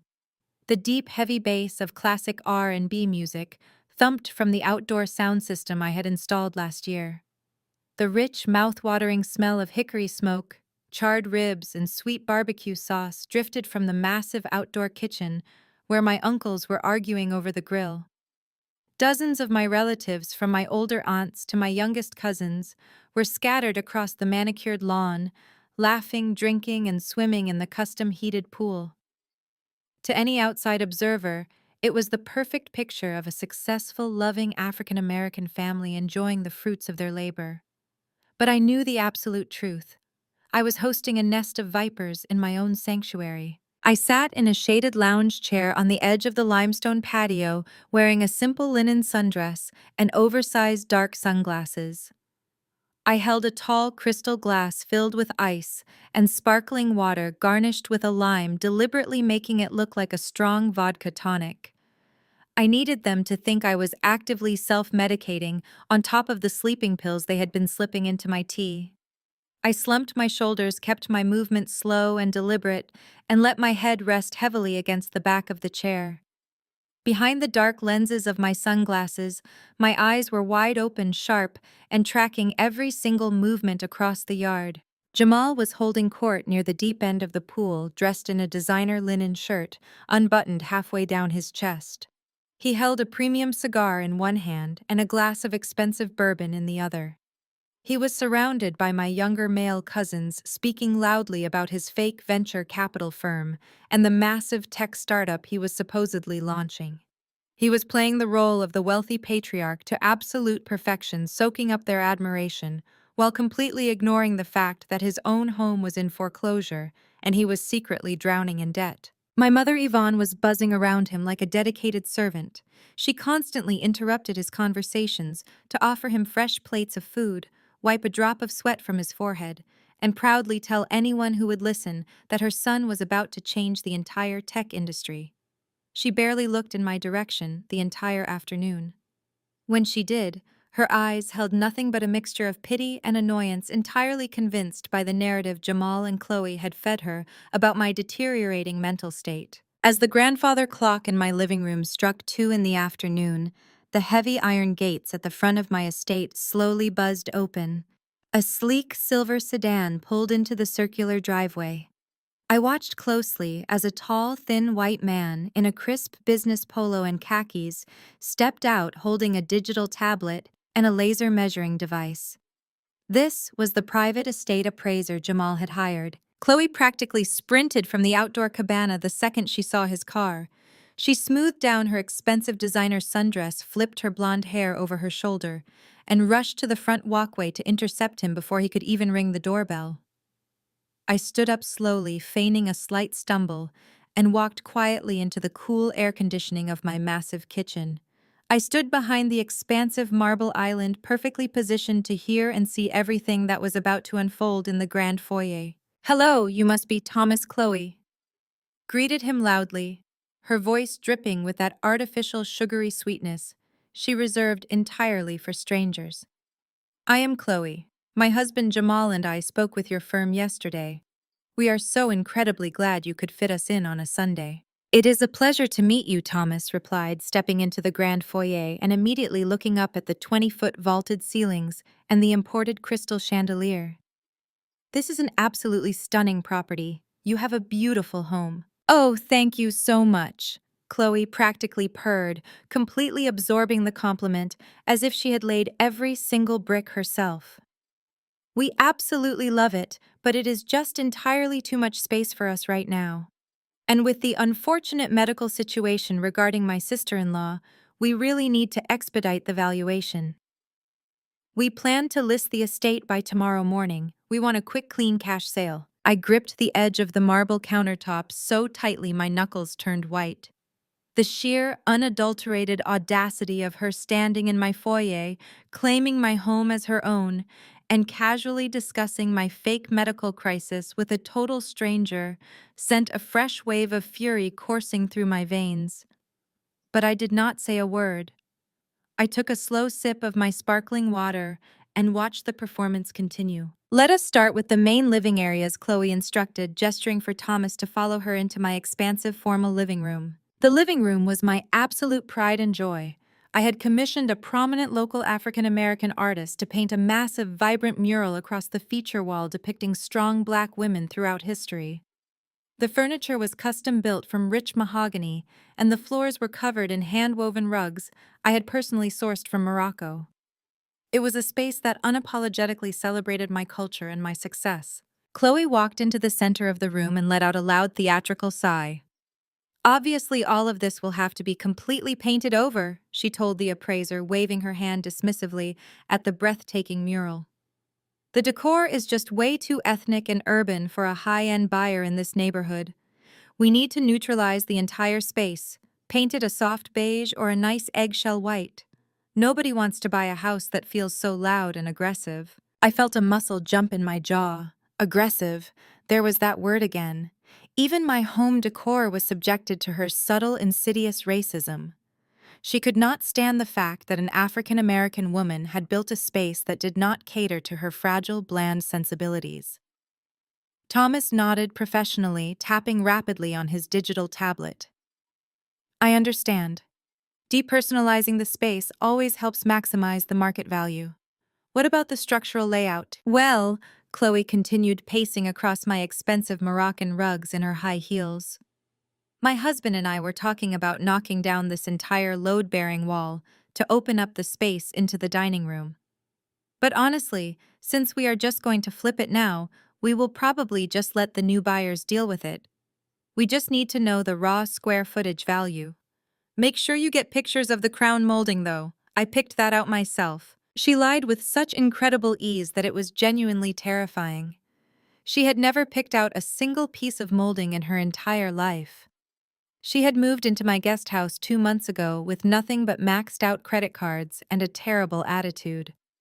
Yet here she was, parading around my multi-million-dollar estate, claiming credit for my hard work and planning to erase my cultural identity from the walls. They moved from the living room into the formal dining area and then down the long hallway toward the master suite. I followed them at a distance, moving silently like a ghost in my own home. I trailed just far enough behind to remain unseen, but close enough to catch every single toxic word that fell from her mouth. I peeked around the corner as Chloe led Thomas right to the closed door of my master bedroom. She reached for the brass handle. "This is the primary suite," Chloe explained, pushing the door wide open and stepping inside. "It has great natural light, but the closet space is honestly a bit tragic. We were going to expand the walk-in closet into the adjoining guest bathroom, but again, circumstances have changed." I watched Thomas step into my most private sanctuary. He began measuring the dimensions of my bedroom with his laser tools, snapping high-resolution photos of my custom king-size bed, my antique vanity, and my personal belongings. The violation of my privacy was absolute. Chloe stood in the center of my bedroom with her hands on her hips, casually critiquing my bed linens and complaining about the color of my curtains. "It is a real shame about your sister-in-law," Thomas noted casually as he logged the square footage into his device. "Is she being relocated to a local medical facility?" Chloe let out a long, heavy sigh, perfecting the role of the deeply burdened, loving family member. "Yes, it has been absolutely devastating for our family. She has completely lost her grip on reality. She is heavily medicated, completely lethargic, and prone to terrible delusions. My husband is doing everything he can to manage her corporate assets, but we had to make the difficult decision to put her somewhere safe. She cannot be trusted to live independently anymore. It breaks my heart, but we have to do what is best for her." She spoke the lies with such profound sincerity that if I had not been the one she was talking about, I might have actually believed her. She was setting the stage perfectly. When they brought the foreclosure papers to the table later today and claimed I was medically unfit, this appraiser would serve as an independent witness to my supposed mental decline. I took one final sip of my mocktail, letting the cold ice hit my teeth. I had seen exactly enough. They had fully committed to the crime. They were not just stealing my money, they were actively trying to steal my dignity, my home, and my future. I turned around and walked quietly back to the kitchen, stepping out onto the sun-drenched limestone patio. The cookout was reaching its peak. The music was loud, the laughter was contagious, and Jamal was still standing by the pool looking like a man who had already conquered the world. I found an empty chair near the patio doors and sat down, carefully resting my glass on the table beside me. I pulled my phone from my pocket and sent a single one-word text message to my lawyer, Andre. "Execute." I slipped the phone back into my pocket and folded my hands neatly in my lap. I was done hiding in the shadows of my own home. I was done shrinking myself to make my mother comfortable. The appraiser would finish his measurements. Chloe would finish her delusional tour. And when they finally brought their circus out to the patio to claim their victory in front of my family, I was going to burn their entire fake kingdom straight to the ground. Let them enjoy their final hour of stolen royalty. The queen was about to take her throne. I sat on the patio for exactly 4 minutes before my mother finally noticed me. I watched her weave through the crowded backyard, expertly dodging my younger cousins who were running around with water guns. She was carrying a tray of empty plastic cups, playing the role of the ultimate matriarch hostess. When her eyes finally landed on me, sitting quietly in the corner, her expression instantly hardened. She marched over, completely ignoring the festive atmosphere surrounding us. "Get up," Yvonne demanded, her voice a sharp, hushed hiss intended only for my ears. She grabbed me by the elbow with surprising strength.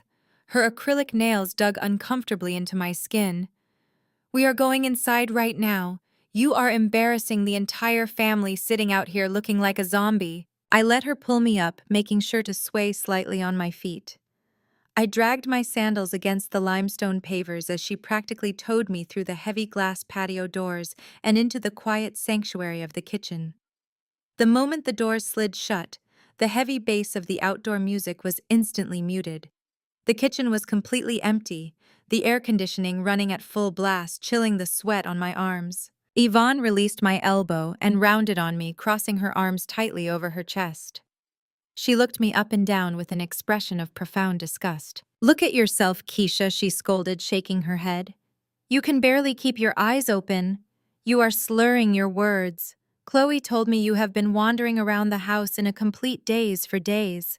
Your mental state is completely deteriorating, and it is entirely your own fault. I warned you for years that putting all your energy into corporate accounts and ignoring your spiritual and family life would break your mind. Black women are not built to carry masculine corporate stress like that. You have finally pushed yourself right over the edge." I stood leaning against the massive marble island, keeping my head slightly bowed. I did not say a word. I needed to let her speak. I needed to hear exactly how deep the rot in my family truly went. "Sit down," Yvonne ordered, pointing to one of the bar stools. I sat heavily, letting my hands rest limply in my lap. "I have been talking with Jamal and Chloe all morning." My mother continued, pacing back and forth across the imported tile floor. "They have been incredibly patient with you, Keisha. They moved in here to help you, and you have done nothing but treat them with hostility. But Jamal is a good man. He is a strong brother, and he knows when it is time to step up and make the hard decisions for the family." She stopped pacing and stood directly in front of me. She placed both of her hands flat on the marble countertop and leaned in close. Her voice dropped to a low, authoritative register. "You need to go upstairs and start packing your things, Keisha. Not all of it, just your clothes and your personal items. Jamal has already found a nice, quiet, assisted living apartment complex in Decatur. It is small, but it has round-the-clock medical supervision. You are going to move there by the end of the week." I forced my jaw to go slack, widening my eyes to simulate shock through my feigned drug haze. "Move," I mumbled, letting my voice crack perfectly. "Why would I move out of my own house?" Yvonne let out a sharp, condescending sigh, completely devoid of any maternal empathy. "Because it is not your house anymore, Keisha." The words hung in the frigid air of the kitchen. Even though I already knew exactly what Jamal had done, hearing my own mother validate the theft felt like a physical blow to the chest. "Jamal finalized the deed transfer this morning," Yvonne stated proudly, a genuine smile touching the corners of her mouth. "He took the power of attorney you signed and handled all the terrible legal burdens for you. He knows you are in no condition to manage a property this large or a mortgage this expensive. He transferred the title into his name. He is taking on your financial stress so you can just focus on resting your mind." I stared at her genuinely, trying to search her eyes for any hint of deception, any sign that she was being coerced. But there was nothing. She was entirely, completely thrilled. And besides, Yvonne added, her tone softening as she thought about her golden boy. "Jamal and Chloe need this house. They are ready to start a family, Keisha. They need this space. Chloe was just telling me how she plans to convert your home office into a beautiful nursery for my future grandson. They cannot raise a family in a cramped guest house while you rattle around in a massive mansion all by yourself. It simply does not make sense. You are a single woman with a failing mind. They are a young, vibrant couple building a legacy." The ultimate motherly betrayal finally crystallized in my mind. It did not matter if Yvonne knew about the sleeping pills. It did not matter if she knew about the loan sharks or the forged documents. She knew they were taking my home, and she actively supported it. She had watched me sacrifice my 20s to build this life. She had watched me work night and day to achieve a level of success that no one else in our family had ever reached.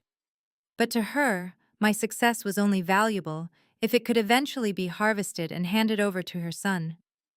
My home was just a placeholder until Jamal decided he wanted it. My wealth was just a savings account for his future children. In my mother's eyes, I was never a daughter.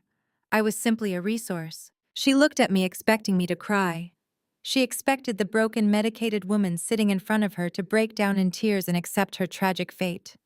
She expected me to thank her for allowing Jamal to steal my life. The last remaining thread of daughterly love I had for this woman snapped cleanly in two.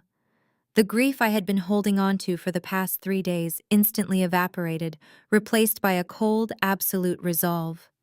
I was entirely untethered now.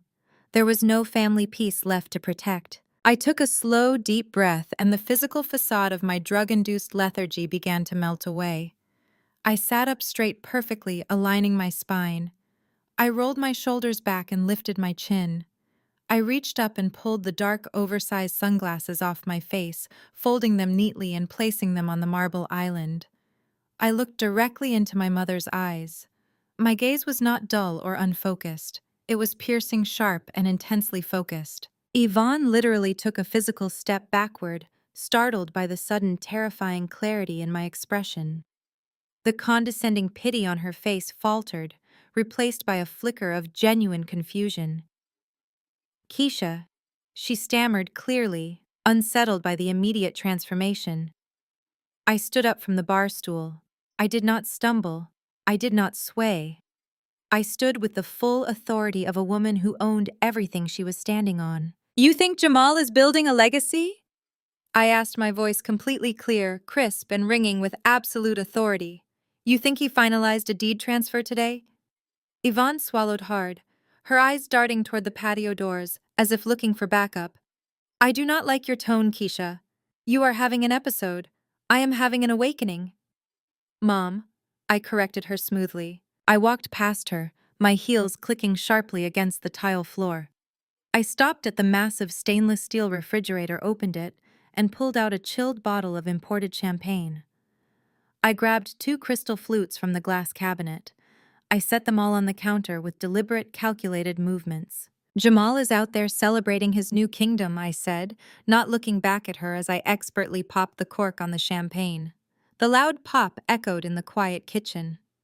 "He is out there telling our family how successful he is. I think it is incredibly rude of us to let him celebrate all by himself." "Keisha, what are you doing?" Yvonne demanded, her voice rising in a panic as she realized the docile, broken daughter she thought she had cornered was entirely gone. "You are not going back out there. You are packing your bags." I poured the golden liquid into the crystal flutes, watching the bubbles rise to the surface. I picked up one of the glasses and finally turned back to look at the woman who had birthed me. "I am not packing anything," I stated, my tone devoid of any warmth. "But I highly suggest you go out to the patio and tell your golden child to wrap up his victory lap." I walked slowly toward the patio doors, holding the champagne flute, perfectly steady. I paused with my hand on the heavy handle. "Because the appraiser has left," I said, looking back at Yvonne over my shoulder. "And it is finally time for the real owner of this estate to address her guests." I slid the glass door open and stepped back out into the blistering Atlanta heat, leaving my mother standing frozen in the middle of my kitchen, completely terrified of the storm she had just unleashed. I stepped out onto the patio, letting the heavy glass door slide shut behind me. The sudden wall of sound hit me immediately. The music was still thumping, the grill was still smoking, and my family was still completely oblivious to the war that was about to erupt in their midst. I stood there for a moment, letting the blistering Atlanta sun beat down on my skin. I did not look back at the kitchen where my mother was likely hyperventilating, and I did not look over at Jamal, who was still holding court by the pool. I had one specific target in mind. I scanned the sprawling backyard until I spotted Chloe. She had led Thomas the appraiser out through the side door of the guest house and was currently pointing out the property lines near the pristine tennis court. She was gesturing wildly, completely absorbed in her role as the new lady of the manor. I walked straight toward them, my heels sinking slightly into the manicured grass. I did not rush. I walked with the deliberate, unhurried pace of a predator who knows their prey is completely trapped. As I approached, Chloe noticed me out of the corner of her eye. She stopped mid-sentence, her hand freezing in the air. For a split second, I saw genuine shock flash across her face. She was not expecting me to be awake, let alone walking straight toward her with perfect posture and an unblinking stare. She immediately tried to recover, plastering on a thick layer of fake concern. "Keisha, what are you doing out here?" Chloe asked, her voice tight and significantly louder than necessary, clearly trying to draw the attention of the surrounding family members. "You should be resting inside. You know you are not well." I completely ignored her. I stopped 3 feet away from Thomas, entirely invading his personal space. I looked him directly in the eye, my expression completely flat. "You are the appraiser," I stated. It was not a question. Thomas blinked, clearly taken aback by my sudden appearance and intense demeanor. "Yes, ma'am," he replied cautiously, glancing nervously between me and Chloe. "I am Thomas with Apex Valuation Services. I was hired by Mr. Jamal." I held up my hand, cutting him off mid-sentence. I did not care who hired him. I reached into the hidden pocket of my linen sundress and pulled out my heavy, embossed corporate business card. I held it out to him. He hesitated for a second before taking it, reading the gold foil lettering that identified me as the CEO and founder of a multimillion-dollar financial consulting firm. "I am Keisha," I said, my voice low and completely steady. "This is my property, and you are trespassing." Chloe let out a loud theatrical gasp. "Keisha, stop it right now," she commanded, stepping between Thomas and me. "You are having an episode. Jamal has the power of attorney. He hired Thomas to help us manage your assets because you are medically incapacitated. You are confused."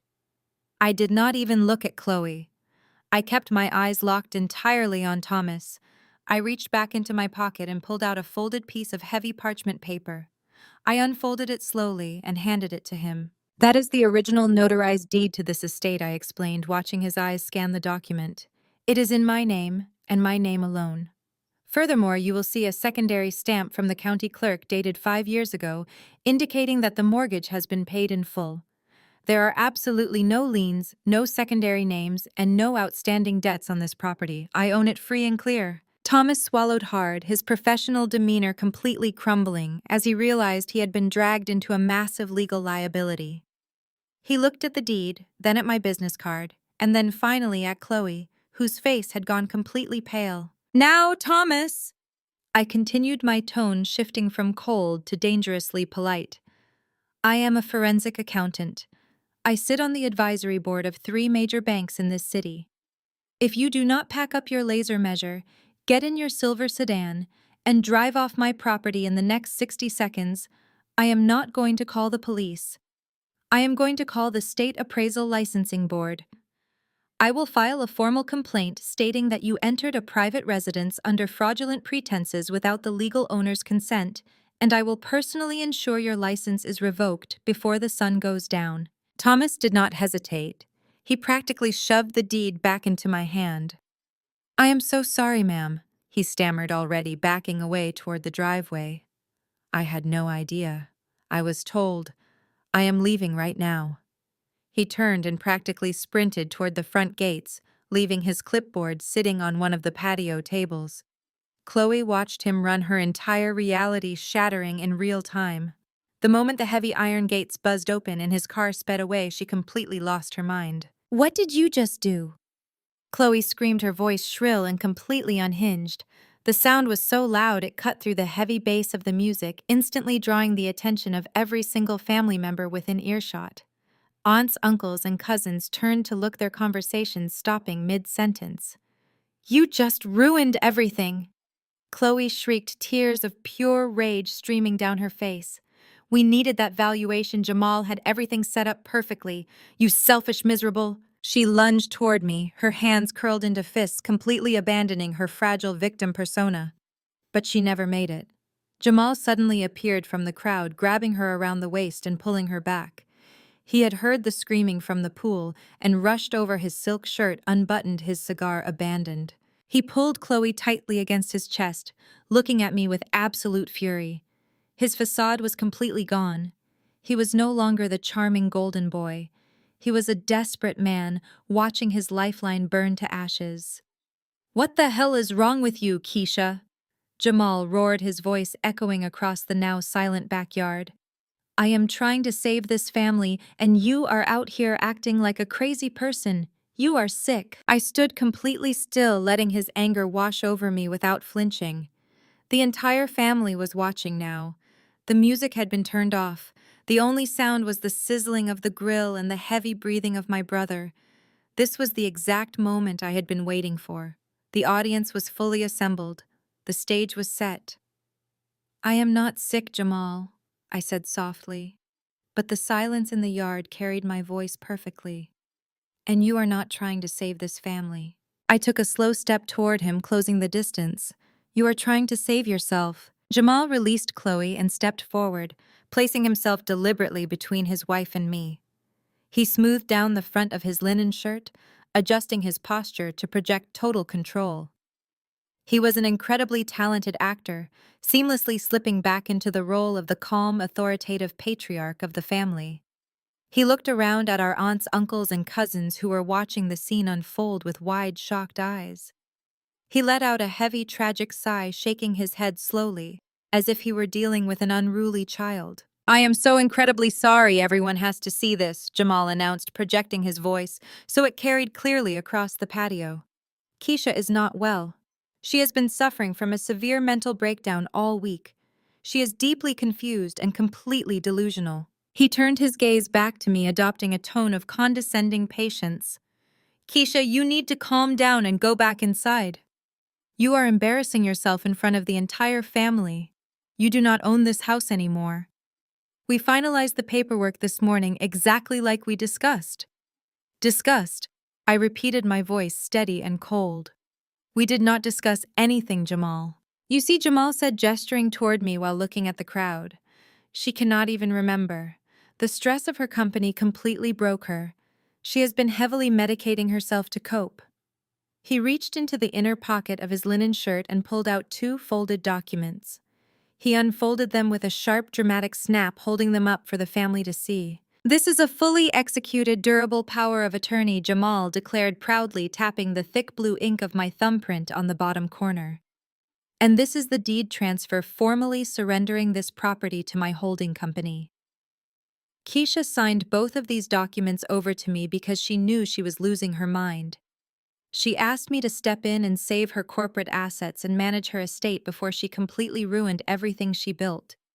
She was just too drugged out on her own medication to remember doing it. A collective gasp rippled through the family. My Aunt Patricia pressed her hand against her chest, looking at me with absolute horror.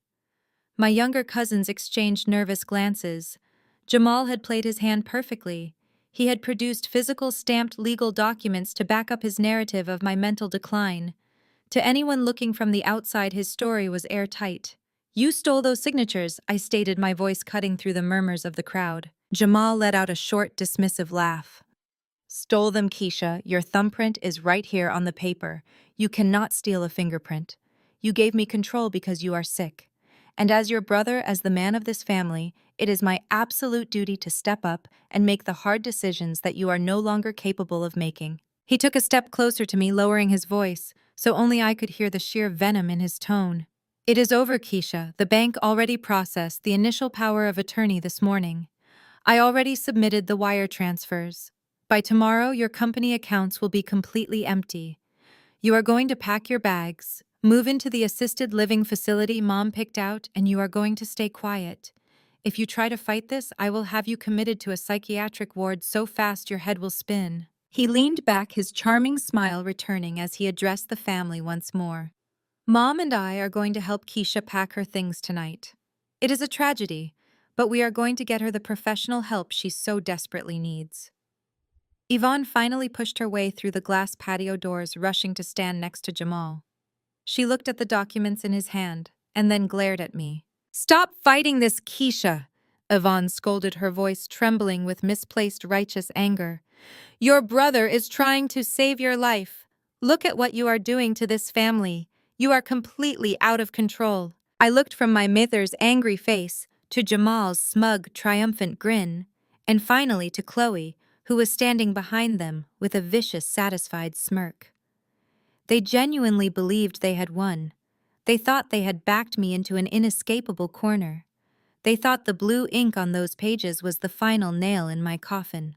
I did not scream. I did not cry. I did not try to physically snatch the papers from his hand. Instead, I reached into the pocket of my linen dress and pulled out my smartphone. I tapped the screen twice, unlocking it and opening the home automation application that controlled the entire estate.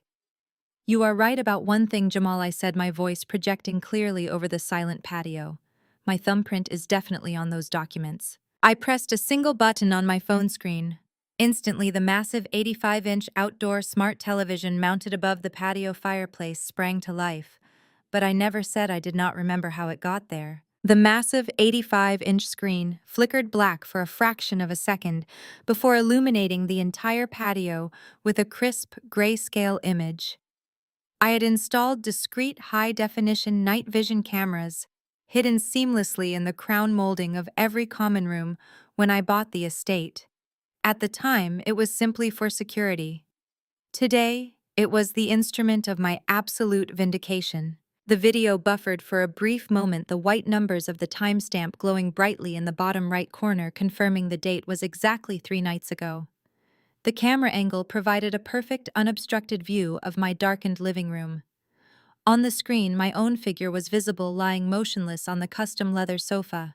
The outdoor surround sound system, which only moments ago had been pumping out joyful music, now broadcast the heavy silence of that night. Then the silence was shattered by the sharp creak of the floorboards. 2 dark figures crept into the frame, Jamal and Chloe. Every single person on the patio froze.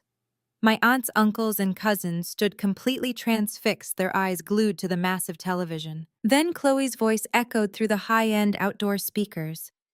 It was not the sweet, fragile voice she used to manipulate my mother. It was a harsh, venomous whisper. "Are you absolutely sure she is out? Because if your little ghetto fabulous sister wakes up and catches us, she will ruin us."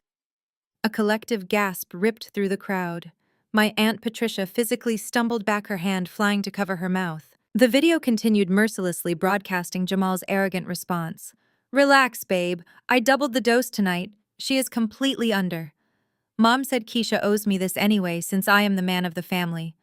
By tomorrow morning I will have full power of attorney and all our problems go away." Jamal panicked. The smug, authoritative mask he had worn for 38 years completely melted off his face, replaced by raw, unadulterated terror. He frantically looked around for a remote control, lunging toward the outdoor entertainment console to manually shut off the power. But the system was entirely hardwired to my smartphone. I stepped back, keeping my thumb firmly hovering over the screen, ensuring the video continued to play. The family watched in absolute horror as the high-definition camera zoomed in automatically on the motion.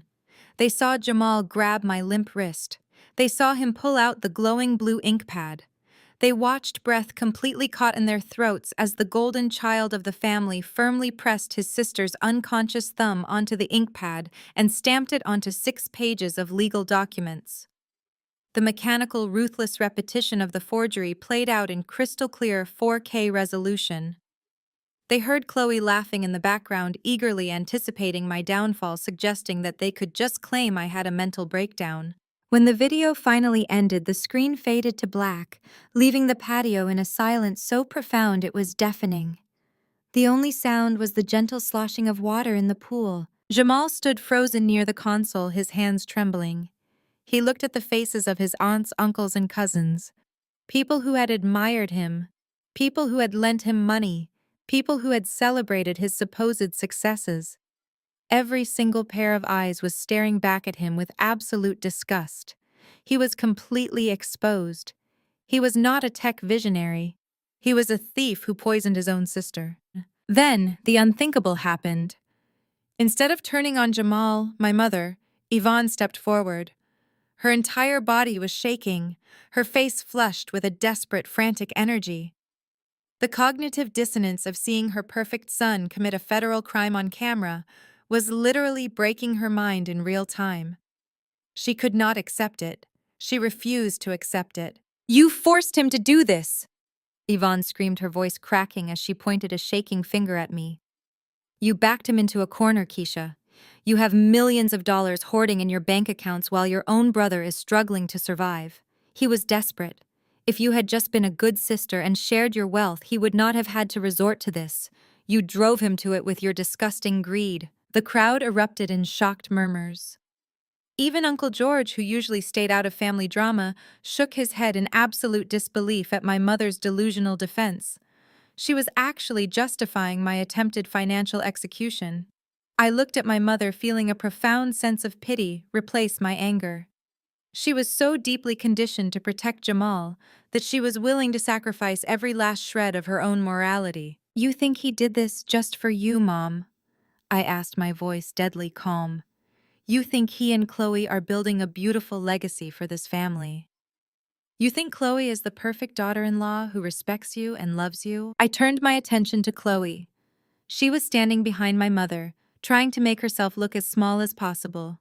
She had spent years acting morally superior to me, treating my family with a subtle condescension that Yvonne constantly overlooked, because Chloe was white and came from perceived wealth. Chloe had weaponized her tears to make me look like the angry, aggressive black woman. It was time to completely dismantle her pristine facade. I tapped my phone screen again. This time, I did not pull up a video. I pulled up an audio file I had extracted directly from her unsecured cloud drive. It was a voice note she had recorded on her phone and sent to her best friend just 2 days after moving into my guest house. I hit play. Chloe's voice poured out of the surround sound speakers again, completely unfiltered and dripping with absolute venom. "Oh my God, you have no idea how exhausting these people are," Chloe's recorded voice complained loudly. "Jamal's mother, Yvonne, acts like she is some sort of matriarchal royalty, but she is just a loud, uneducated woman who constantly forces her terrible, greasy food on me. The entire family is so incredibly ghetto and loud. They come over for these ridiculous barbecues and act like they own the place." Yvonne froze. The frantic energy completely drained from her body. She stood perfectly still, her eyes widening as she listened to the woman she had fiercely protected and prioritized over her own daughter. "I cannot wait until Jamal finally gets the money from his sister's accounts." The audio recording continued, Chloe's voice laughing cruelly. "Keisha is such a bitter, masculine workaholic. She does not even deserve that house. Once the bank clears the transfer, Jamal and I are moving to the Cayman Islands, and we are changing our phone numbers. I am so sick of pretending to like these people. I'm never sitting through another one of Yvonne's tacky church stories or eating that dry, disgusting chicken ever again. They are all just stepping stones for us." I paused the audio.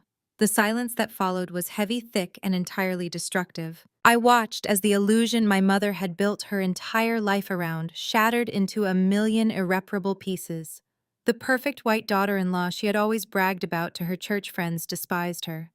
The golden son she had sacrificed everything for was planning to steal his sister's money and abandon his mother completely. They were not planning a family. They were planning an escape, and they were going to leave Yvonne with absolutely nothing. Chloe's face was completely drained of color. She looked like she was going to be physically sick. She took a step toward Yvonne, her hands raised in a desperate pleading gesture. "Yvonne, please." Chloe stammered, her voice trembling, as fake tears instantly sprang to her eyes. That was taken out of context. "I was just stressed. I did not mean any of it. I love this family. Do not touch me," Yvonne whispered, her voice barely audible. She took a massive step back, pulling her arm away as if Chloe's very presence was infectious. The devastation on my mother's face was absolute. For the first time in 35 years, she was finally seeing the monsters she had allowed to thrive in her own home. Uncle George stepped forward, his massive frame imposing as he glared at Jamal. "You brought this woman into our family," George growled, his deep voice vibrating with anger. "You let her disrespect your mother. You drugged your own sister. You are no man, Jamal. You are a disgrace to this family." The rest of the family closed ranks.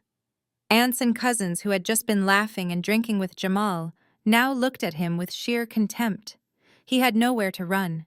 His charm was useless. His lies were entirely exposed. He was standing in the middle of a crowd of people, completely and utterly alone. But I was not finished. Exposing their true nature to the family was just the social execution. Now it was time for the financial guillotine. I walked over to the patio table, picked up the thick manila folder my lawyer Andre had couriered to me that morning, and turned to face my brother. I held the thick manila folder in my hands, feeling the weight of my brother's entire existence pressed between the heavy paper covers. Jamal stared at the folder, his chest heaving as he struggled to catch his breath. The sheer public humiliation had stripped away his polished exterior, leaving behind a frantic, cornered animal. He looked around the patio, seeing the disgust on the faces of our aunts, uncles, and cousins. He saw our mother Yvonne standing far away from him, her eyes completely vacant as she processed the absolute destruction of her golden child. But Jamal was a man who had never been forced to accept defeat. His entire life had been a series of manufactured victories funded by other people. His mind frantically searched for a way out, a way to retain some shred of power over me. Slowly, a dark manic smile began to spread across his face. It was a terrifying expression completely devoid of sanity. He threw his head back and let out a loud, hollow laugh that echoed violently against the brick walls of my estate. "None of this matters," Jamal shouted, pointing a shaking finger directly at my face.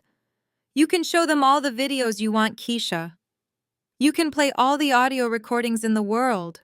You think you won because you embarrassed me in front of these people. These people are nothing. This entire family is nothing." Uncle George took a threatening step forward, but I raised my hand, signaling him to stop. I wanted Jamal to keep talking. I wanted him to dig the hole so deep that he would never see the sunlight again. "I already won," Jamal continued, his voice rising in a frantic crescendo of arrogance. "You think you are so brilliant with your forensic accounting, but you are too late. The bank manager approved the power of attorney this morning. And 2 hours later, I submitted a priority international wire transfer. I drained your primary corporate accounts, Keisha. $2 million. Gone. Wired directly to a secure offshore account in the Cayman Islands." The family gasped again, the sheer scale of the theft sending a ripple of pure shock through the crowd. $2 million was an incomprehensible sum to most of them. Chloe suddenly perked up, wiping her fake tears as a glimmer of hope returned to her eyes. She actually believed they were going to walk out of my backyard as millionaires. "The money is already moving through the global banking system," Jamal bragged, puffing his chest out as he regained his false confidence. "You cannot stop it. You cannot reverse it. By the time the bank opens tomorrow morning, your entire consulting firm will be completely bankrupt. You will not even be able to make payroll.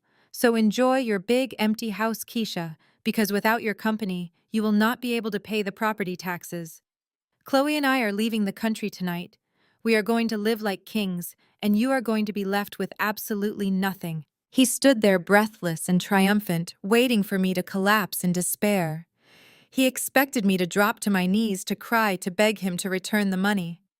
He expected the family to look at him with a mixture of fear and awe. Instead, I smiled. It was a slow, predatory smile that made the blood drain entirely from his face. "You really think you are the smartest person in the room, Jamal?" I said, my voice projecting with calm, absolute authority. "You genuinely believe you orchestrated a masterclass in corporate theft, but you clearly have absolutely no idea how high-level commercial banking actually works." I took a slow step toward him, closing the distance until we were only a few feet apart. "Do you honestly think a bank is going to instantly authorize a $2 million international wire transfer from a corporate operational account simply because a man walks in with a freshly stamped power of attorney?" I asked, tilting my head slightly. "I flagged my accounts for internal fraud 3 days ago, the exact morning after you handed me that first cup of bitter peppermint tea." Jamal blinked, his manic smile faltering slightly. "The bank manager said the wire was authorized?" he stammered defensively. "I saw the confirmation screen with my own eyes." "Yes, he authorized the initiation of the wire," I explained, speaking slowly as if I were teaching a complex mathematical equation to a toddler. "I instructed my corporate attorney to call the branch manager this morning. We explicitly told them not to block your transfer request. We told them to accept your paperwork, provide you with a confirmation receipt, and then place the $2 million into a secure internal holding pattern behind the bank's firewall. The money never left Atlanta, Jamal. It never even left my building." The color completely drained from Chloe's face. The Cayman Islands escape fantasy evaporated into thin air. "Then why let me do it?" Jamal demanded, his voice cracking with a sudden creeping panic. "Why not just block my access at the front door? If you knew I was forging the documents, why let me submit the wire transfer at all?" "Because of jurisdiction, Jamal," I replied, delivering the words with the precision of a surgical scalpel. State-level forgery and attempted theft are serious crimes, yes. You might have gotten a few years in a state penitentiary, and with mom crying to the judge, you might have even gotten out early on parole. I was not willing to take that risk. I needed to ensure that you were completely removed from society for a very, very long time. I took another step closer, my voice dropping to a dangerous, icy whisper. By submitting a fraudulent request to move $2 million of corporate funds across international borders, you triggered the federal wire fraud statutes.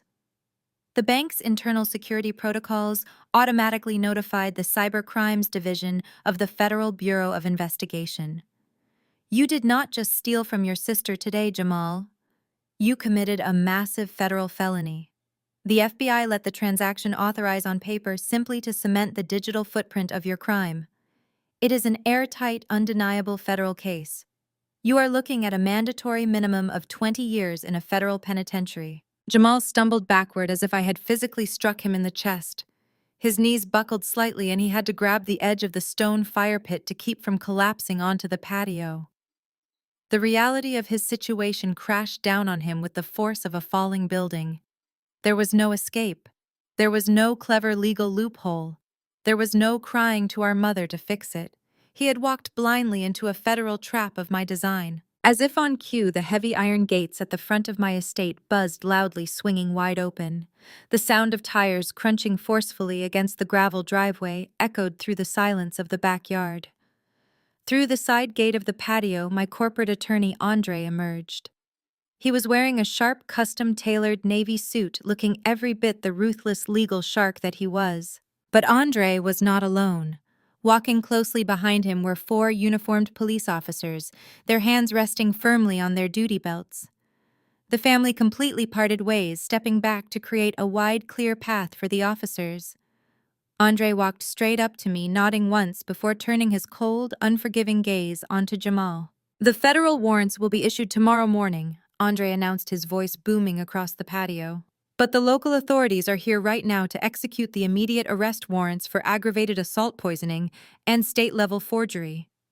Jamal looked at the police officers, his breath coming in short, ragged gasps. He was completely paralyzed by fear. Chloe, however, descended into absolute hysteria. "No, no, no!" Chloe screamed, backing away toward the pool as 2 officers moved aggressively toward her. "I did not do anything. It was all his idea. Jamal made me do it. I did not want to drug her. I swear." One of the officers grabbed her arm expertly, twisting her around and snapping a pair of heavy steel handcuffs onto her wrists. The sharp metallic click echoed loudly over the patio. She thrashed and sobbed, her expensive designer dress tearing slightly at the shoulder as she fought the restraint. Jamal did not fight. When the officers grabbed his arms and pulled them behind his back, he simply went limp. The handcuffs clicked shut around his wrists, locking him into the reality he had created. "Before they lead you away, Jamal," I said, stepping right into his line of sight, "there is one final piece of business we need to conclude." I opened the thick manila folder I had been holding.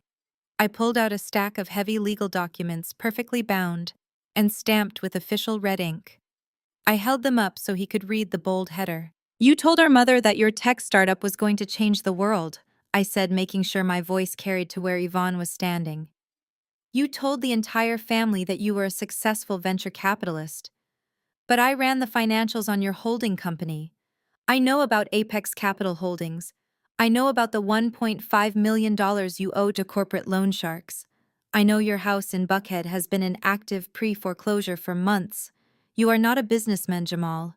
You are a complete fraud who was drowning in toxic debt." Jamal squeezed his eyes shut, turning his head away as the ultimate humiliation washed over him. The family members who had praised him earlier were now muttering to themselves in shock. The golden child was entirely broke. But Apex Capital Holdings was getting very tired of waiting for their money. I continued, my voice relentless. They wanted to liquidate your assets, but the legal process was too tedious for them. So my attorney set up a blind shell corporation this morning called Fiddle Leaf Holdings.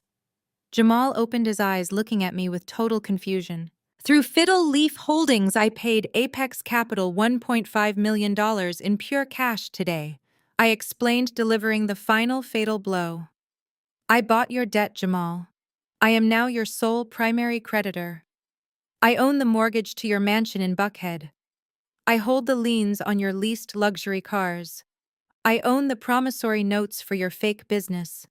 I own every single thing you have ever claimed to possess. I pulled the final piece of paper from the folder. It was printed on premium legal stock, the red notice of default stamp, glowing brightly in the afternoon sun. I stepped forward and casually dropped the paper directly at his feet. It fluttered through the air and landed perfectly on the limestone pavers, right in front of his expensive leather shoes. That is your formal notice of foreclosure and immediate eviction, I stated coldly. The locks on your Buckhead house have already been changed. Your cars will be repossessed by morning. You tried to evict me from my own home today. Now you are officially homeless, and you are going to federal prison. Jamal looked down at the paper at his feet, completely broken. The arrogant king had been entirely stripped of his crown, his kingdom, and his freedom. He had absolutely nothing left. Take them out of my house, I told the officers, turning my back on my brother. The police began to march them toward the side gate. As they were being led away, Chloe desperately dug her heels into the grass, resisting the officers. She frantically searched the crowd until her eyes locked onto my mother. "Yvonne, please." Chloe shrieked, tears streaming down her face, ruining her makeup. "Please help us. Call a lawyer. Do not let them take Jamal. You have to do something. You are his mother." Yvonne stood perfectly still. For decades, she had leaped to Jamal's defense at the slightest provocation.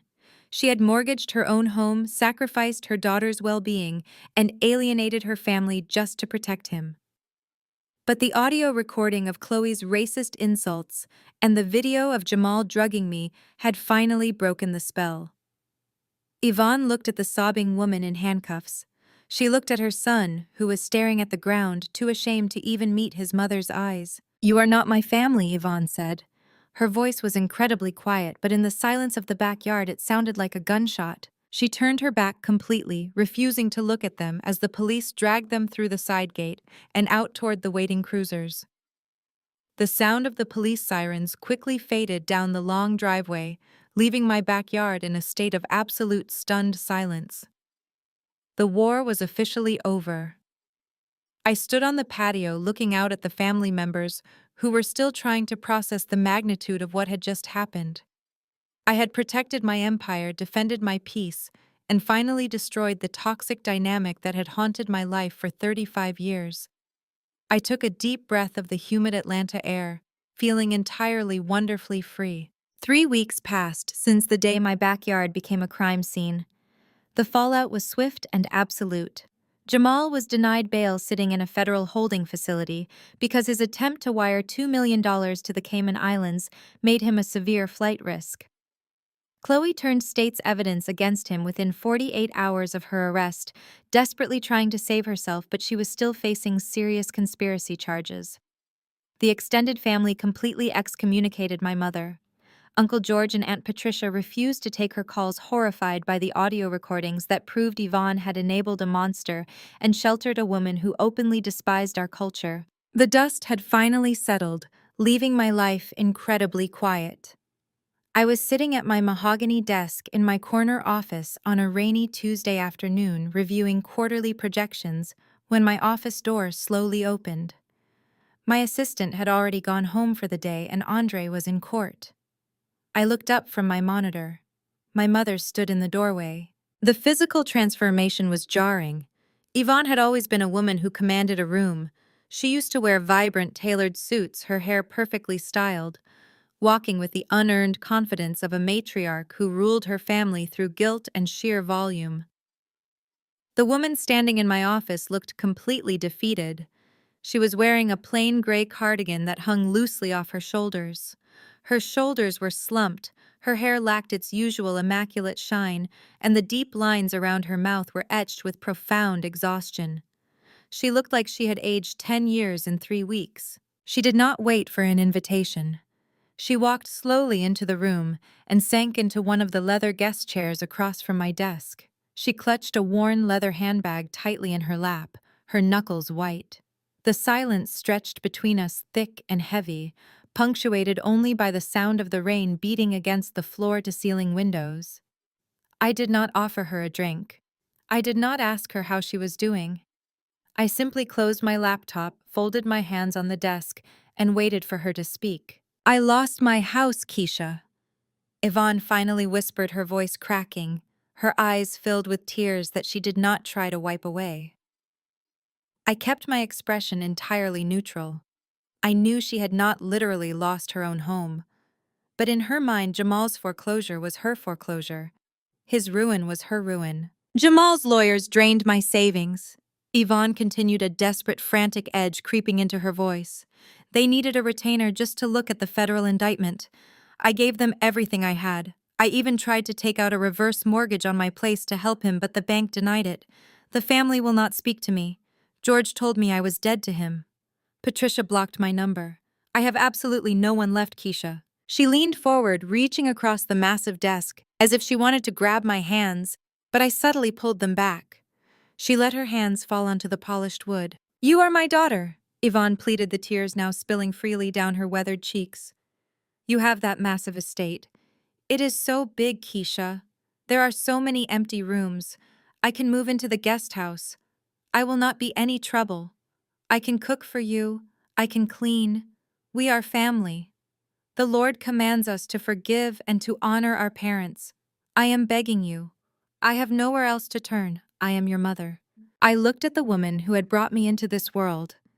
A month ago, a plea like this would have instantly triggered my deeply ingrained sense of obligation. I would have felt the familiar heavy guilt settling over my chest. I would have made excuses for her behavior and opened my doors, sacrificing my own peace to shield her from the consequences of her choices. But the woman who used to do that died the night Jamal pressed her thumb onto an ink pad while her mother slept soundly down the hall. You did not come here because you want to be my mother, I said, my voice incredibly calm, lacking any anger or malice. You came here because you ran out of resources to fund your son. Yvonne flinched as if I had slapped her. No, Keisha, that is not true, she stammered defensively. I realize I made mistakes. I realize I was blind to what he was doing. You were not blind, Mom. I corrected her gently but firmly. You chose to look away. When he stole, you called him resourceful. When he lied, you called him a visionary. And when he tried to strip me of my wealth, my home, and my actual sanity, you stood in my kitchen and told me to pack my bags.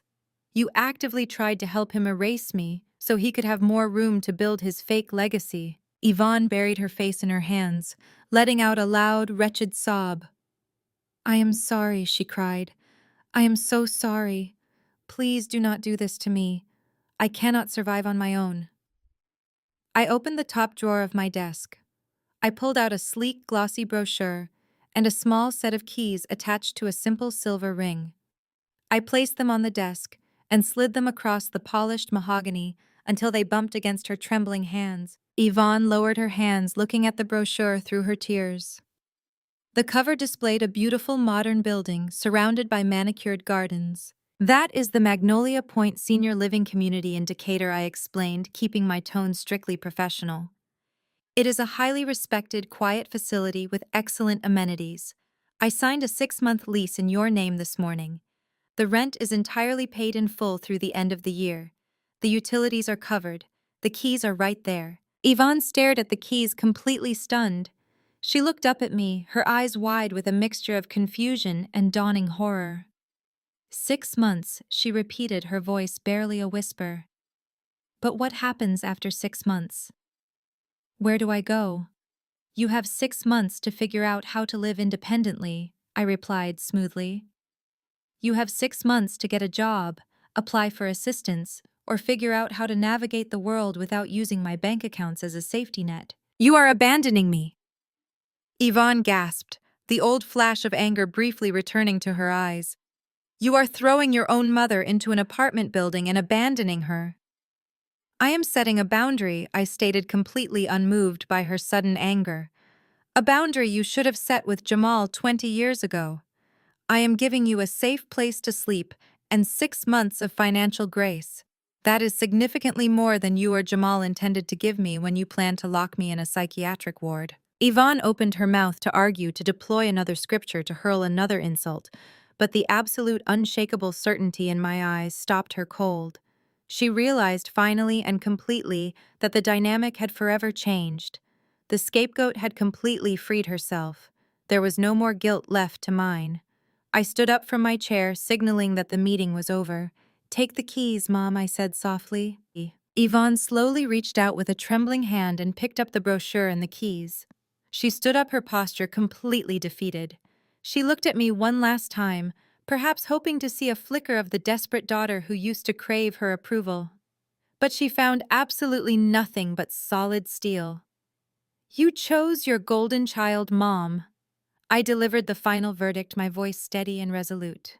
"Now live with it." She turned around and walked out of my office, the heavy wooden door clicking shut behind her, severing the toxic cord that had bound us my entire life. Later that evening, I sat alone on the massive balcony of my estate, wrapped in a plush cashmere blanket. The rain had finally stopped, leaving the Atlanta skyline glittering like a bed of scattered diamonds against the dark night sky. The air was cool, crisp, and incredibly clean. I held a steaming ceramic mug in my hands, bringing it up to my face and inhaling deeply. It was pure organic peppermint tea. There was no chalky residue at the bottom. There was no bitter metallic aftertaste.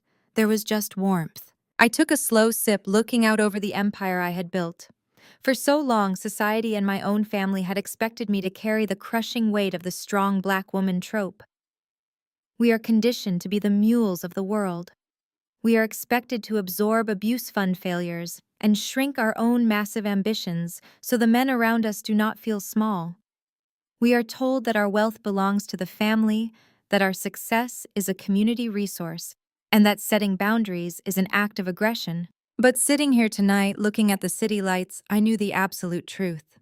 True Black excellence is not just about building financial empires or shattering corporate glass ceilings. It is about having the profound courage to protect your peace at all costs. It is about refusing to let your hard work become a cushion for male fragility. Sometimes the most powerful thing a woman can do is look at the people who share her blood, recognize the poison they bring into her life, and completely cut off the supply. I did not just save my firm or my house. I saved my own life. I took back my crown, and I promised myself I would never let anyone else try to wear it again. Have you ever had to cut off the people who share your blood to protect your peace? Have you ever had to stop shrinking yourself to make toxic family members comfortable? I want to hear your stories. Let me know in the comments below how you finally stood your ground and took your life back. If my journey resonated with you, if you believe in protecting your peace and building your empire without apology, please hit that like button and subscribe to the channel. We are building a community of strong, independent people who refuse to be victims of family entitlement. Thank you so much for watching. Keep protecting your energy, and I will see you in the next video.